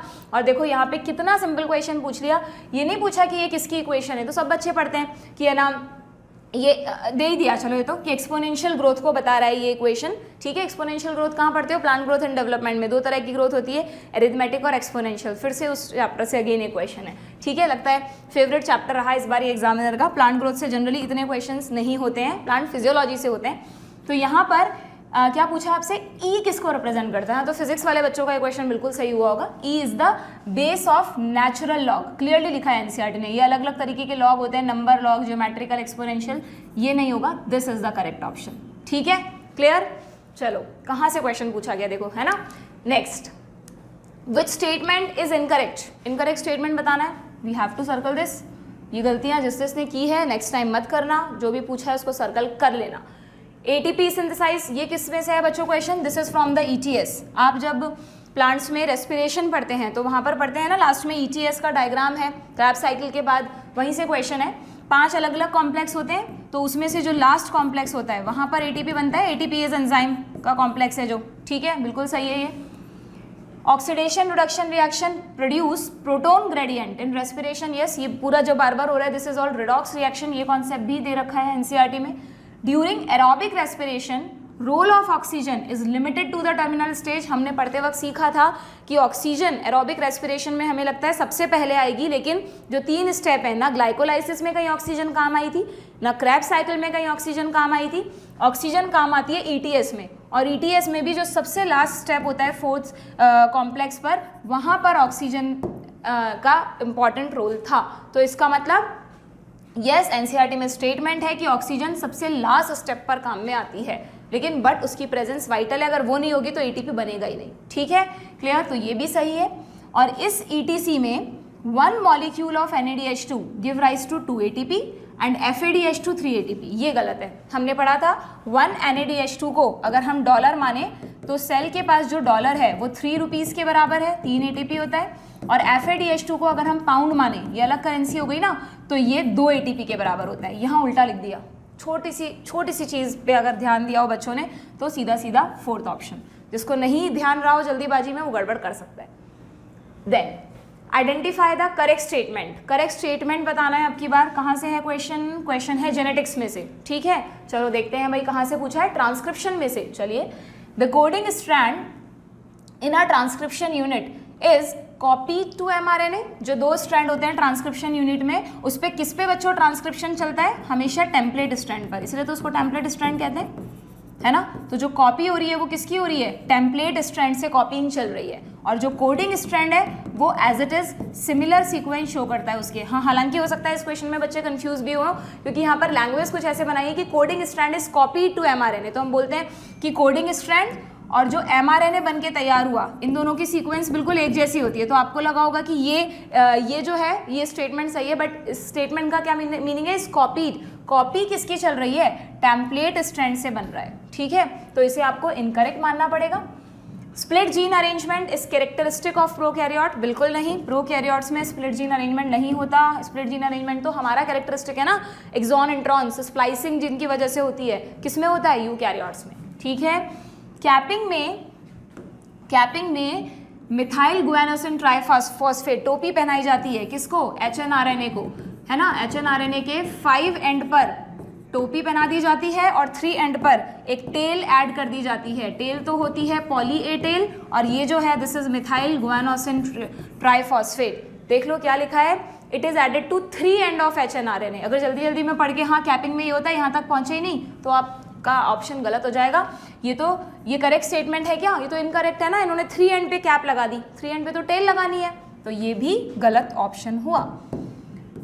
And RNA polymerase binds with rho factor, रुला देता है जो, क्यों? क्योंकि टर्मिनेशन होने वाला है। To terminate the process of transcription in bacteria, बिल्कुल बैक्टीरिया में आप पढ़ते हैं कि बैक्टीरिया में ट्रांसक्रिप्शन को शुरू करने के लिए सिग्मा फैक्टर चाहिए और खत्म करने के लिए रो फैक्टर चाहिए। तो यस, यहाँ पर ये स्टेटमेंट बिल्कुल सही है। ठीक है, क्लियर?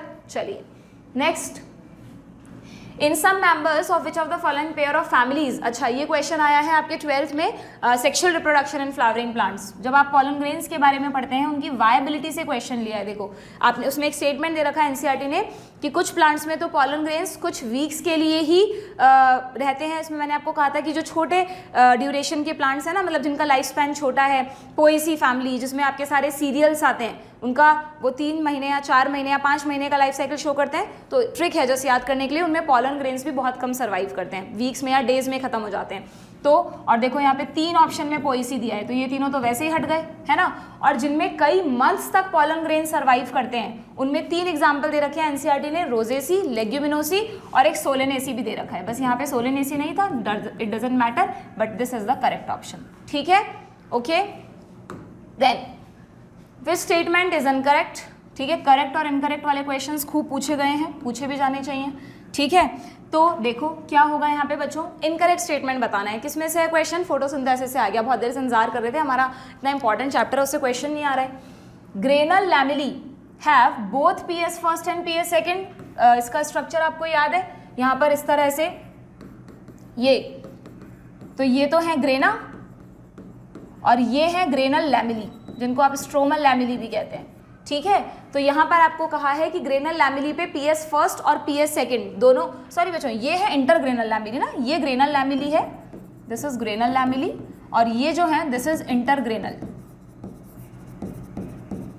ओके, तो यहाँ आपको कहा है granal lamellae have both PS first and PS second, बिल्कुल सही स्टेटमेंट है।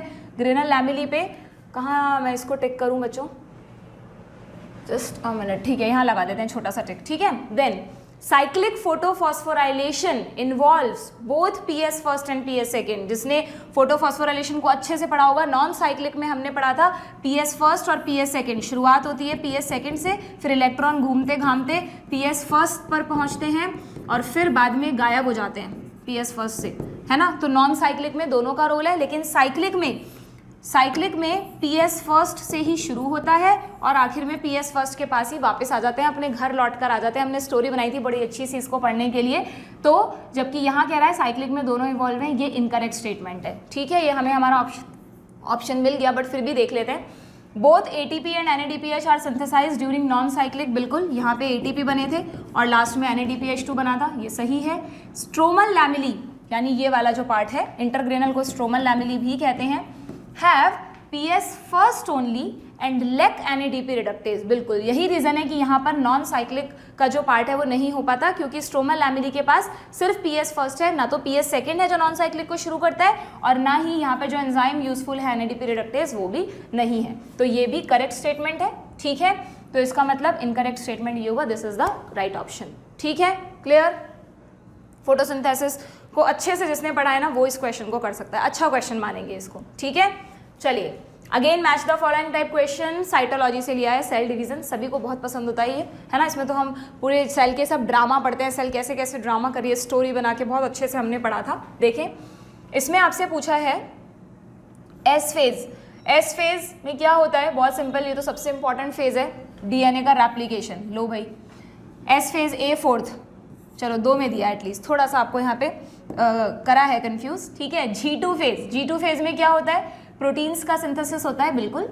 क्वाइसेंट स्टेज, क्वाइसेंट स्टेज किसको कहते हैं हम, जब this is the interval between mitosis and initiation of DNA replication. आपको ध्यान होगा कि जो इंटरफेज है ना, जिसमें 3 पार्ट्स हैं, G1, S और G2, इसका तो दूसरा नाम है रेस्टिंग फेज, है ना। इसको क्वाइसेंट फेज नहीं कहते।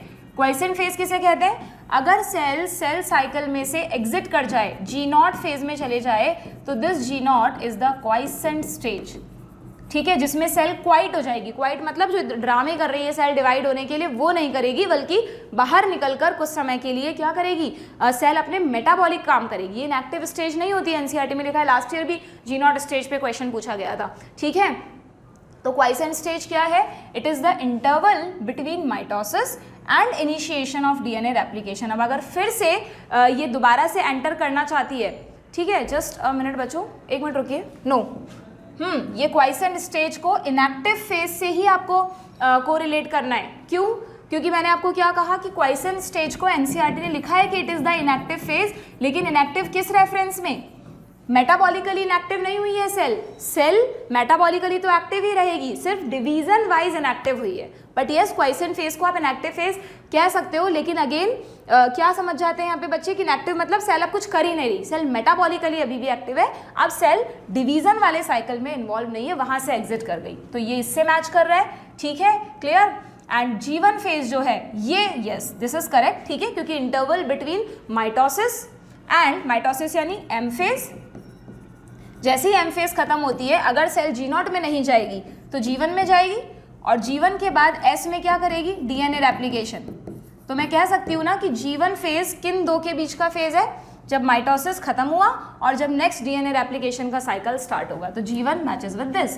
तो A का फोर्थ हो गया, B मैच कर रहे हैं हम फर्स्ट से, यहाँ पे मिल गया हमें, C का सेकेंड ऑप्शन है और D का थर्ड ऑप्शन है, ठीक है, क्लियर, समझ में आ गया। चलिए नेक्स्ट क्वेश्चन पे आते हैं। What is the role of RNA polymerase third in the process of transcription in eukaryote? Genetics का देखो, ट्रांसक्रिप्शन से फिर से एक क्वेश्चन आया है ना, इसके लिए तो हमने बहुत अच्छी ट्रिक बनाई थी कि जो यूकैरियोट्स में 3 तरह के RNA पॉलीमरेज होते हैं, फर्स्ट, सेकेंड और थर्ड। इसको PMT का एग्जाम, नीट के एग्जाम को पहले PMT बोलते थे ना, उसकी जगह RMT। क्यों?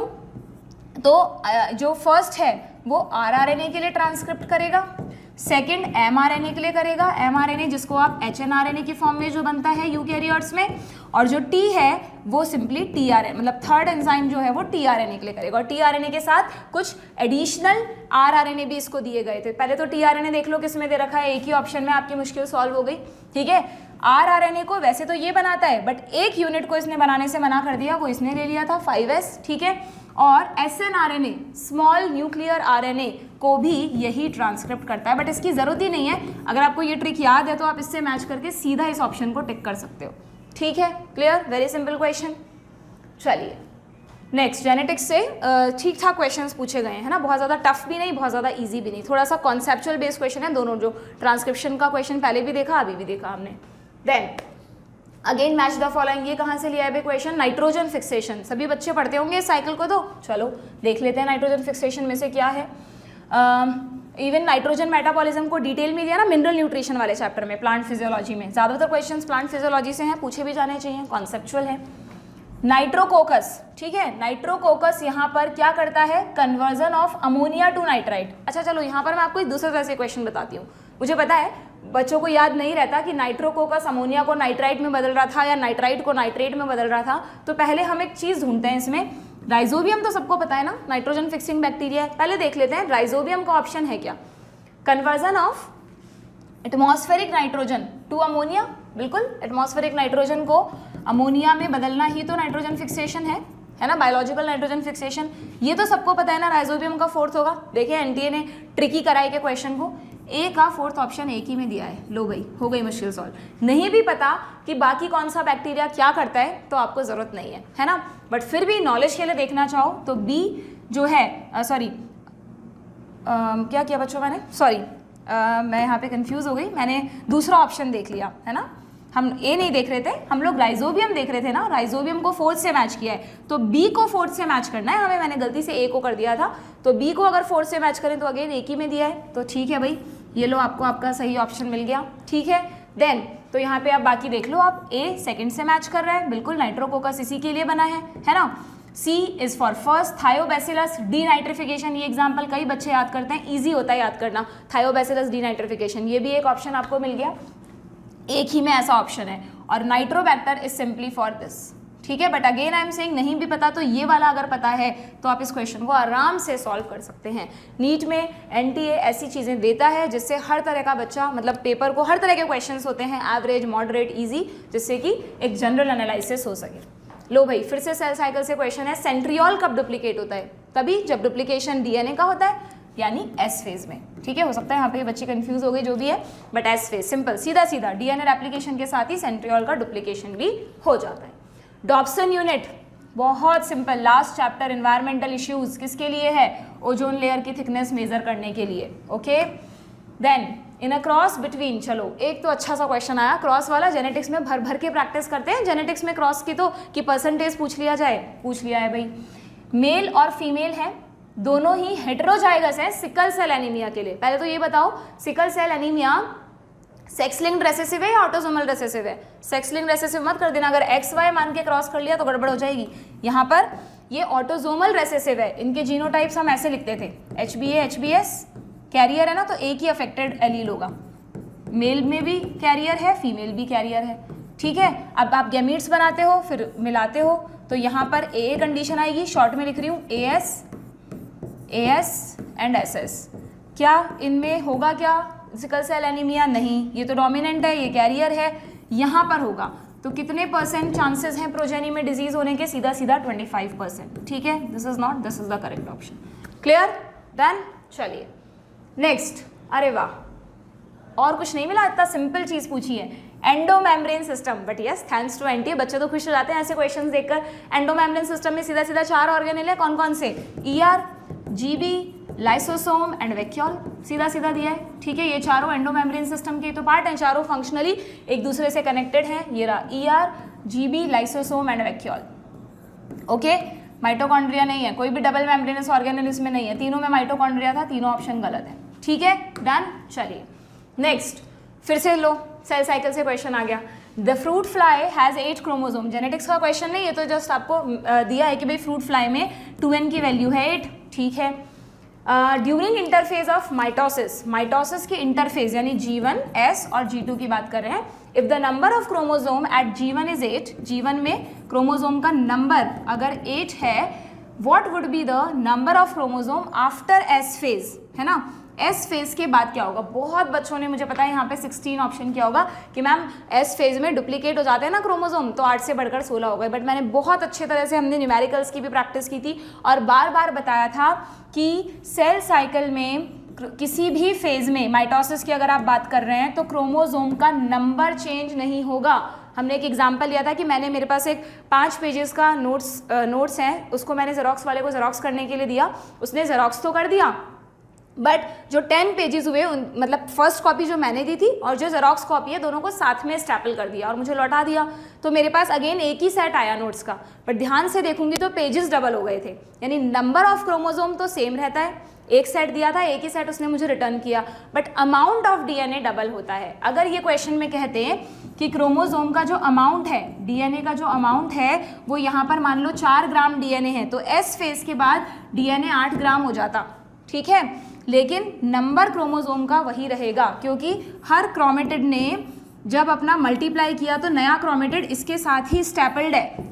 तो अगर शुरू में 3 थे तो अभी भी 3 ही है, शुरू में 4 थे तो अभी भी 4 ही है, बट यस एक एक क्रोमेटिड ऐड हो गया तो अमाउंट ऑफ डीएनए डबल होता है, ना कि नंबर। नंबर हमेशा सेम रहता है, किसी भी फेज में पूछ लें इसके बाद भी सेम रहेगा, और माइटोसिस है तो एम फेज के बाद भी दोनों के पास सेम ही क्रोमोसोम्स जाएंगे। तो सीधा सीधा 8 ऑप्शन टिक करना था, ठीक है। नहीं पता था, नहीं सीखा था ऐसे, तो आगे के लिए ध्यान रखना। क्लियर? ठीक है, बस लास्ट 2-3 क्वेश्चंस और बचे हैं।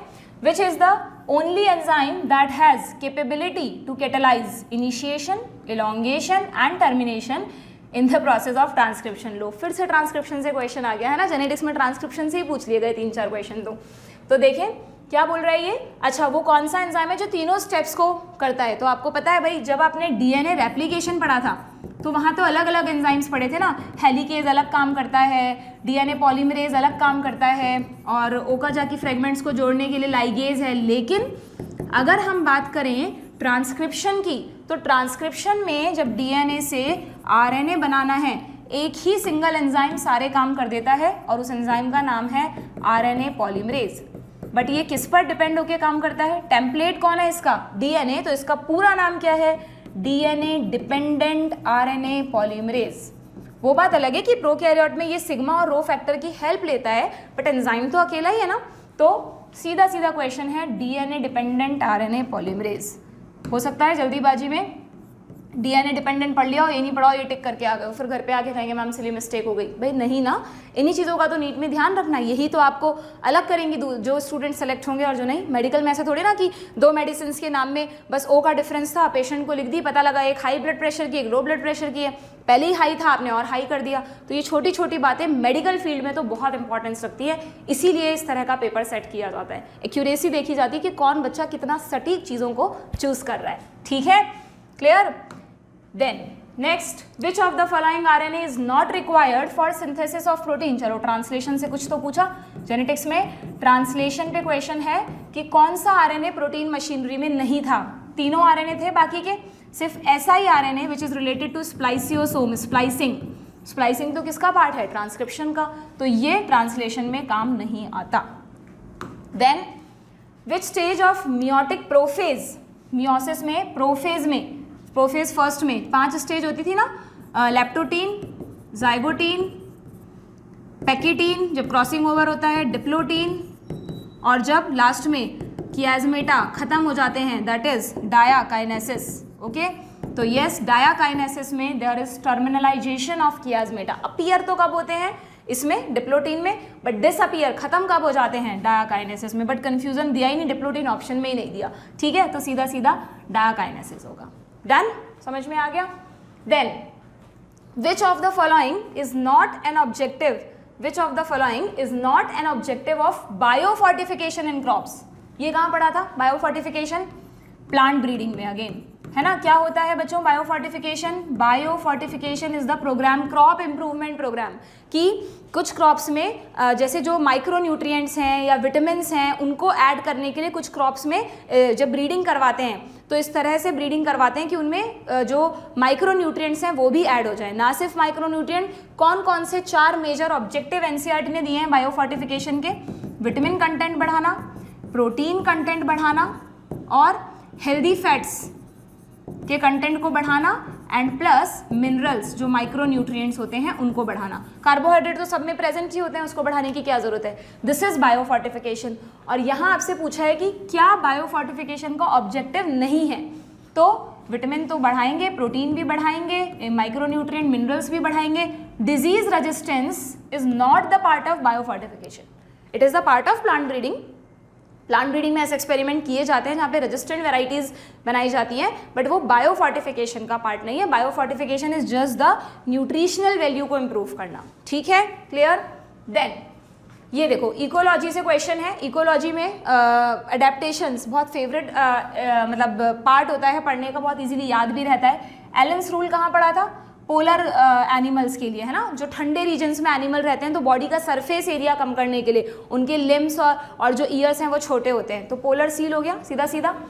अब जब मैंने अडेप्टेशन पढ़ाया था तब बाकायदा हमने चार्ट बनाया था कि कौन सा फिजियोलॉजिकल अडेप्टेशन है, कौन सा बिहेवियरल है, कौन सा मॉर्फोलॉजिकल है। तो देखो फिजियोलॉजिकल यानी जहाँ पे बॉडी की फिजियोलॉजी से रिलेटेड अडेप्टेशन है, तो कैंगरू रेट, कैंगरू रेट में क्या होता है, फैट का इंटरनल मेटाबॉलिज्म से वाटर प्रोड्यूस हो जाता है, तो पूरी जिंदगी कैंगरू रेट बिना पानी पिए रह सकता है। फिजियोलॉजिकल अडेप्टेशन, ठीक है, इन्होंने अडेप्टेशन नहीं लिख के दिया, अडेप्टेशन का टाइप पूछा है। ओके, बिहेवियरल, डेजर्ट लिजर्ड, जब ठंड लगती है तो धूप में सनबाथ लेने आ जाती है, जब गर्मी लगती है तो अपने बिल में शेड में चली जाती है, बिहेवियरल अडेप्टेशन। और बायोकेमिकल यानी बॉडी में कोई ऐसा केमिकल प्रेजेंट है जो एक तो एंटी फ्रीज प्रोटीन्स है ना, और एक हमने पढ़ा था हाई क्रशिंग प्रेशर, जो डेप्थ में जो फिशेस रहती हैं उनमें बहुत ज़्यादा क्रशिंग प्रेशर जो होता है, मतलब वो ना हो, तो उसके लिए अलग अलग तरह के बायोकेमिकल कुछ इस तरह के बॉडी में केमिकल्स होते हैं जो उन्हें इन चीज़ों से बचाते हैं। तो yes, this is matches with this.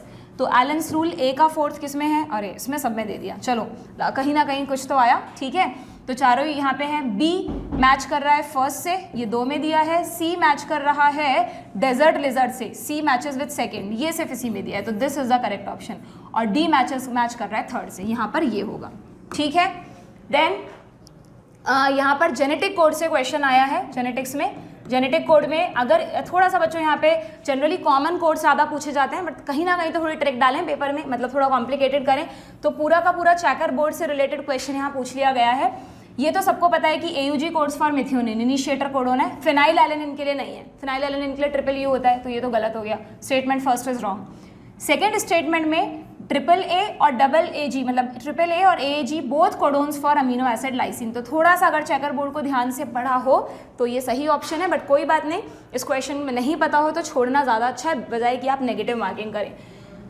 तो देख लो, statement first is incorrect and second is true, ये सही ऑप्शन है। ठीक है, clear, and that's we have done. ठीक है, ये हुए हमारे सारे नीट के क्वेश्चंस, हमने अच्छे से समझे कहाँ पर क्या एनालिसिस था, और भी धीरे धीरे आगे के सेशंस में हम नीट से रिलेटेड बहुत सारी बातें डिस्कस करते रहेंगे। जुड़े रहिएगा हम लोगों से। अगर अच्छा लगा सोल्यूशन तो लाइक ज़रूर करिएगा। Okay, thank you and best of luck.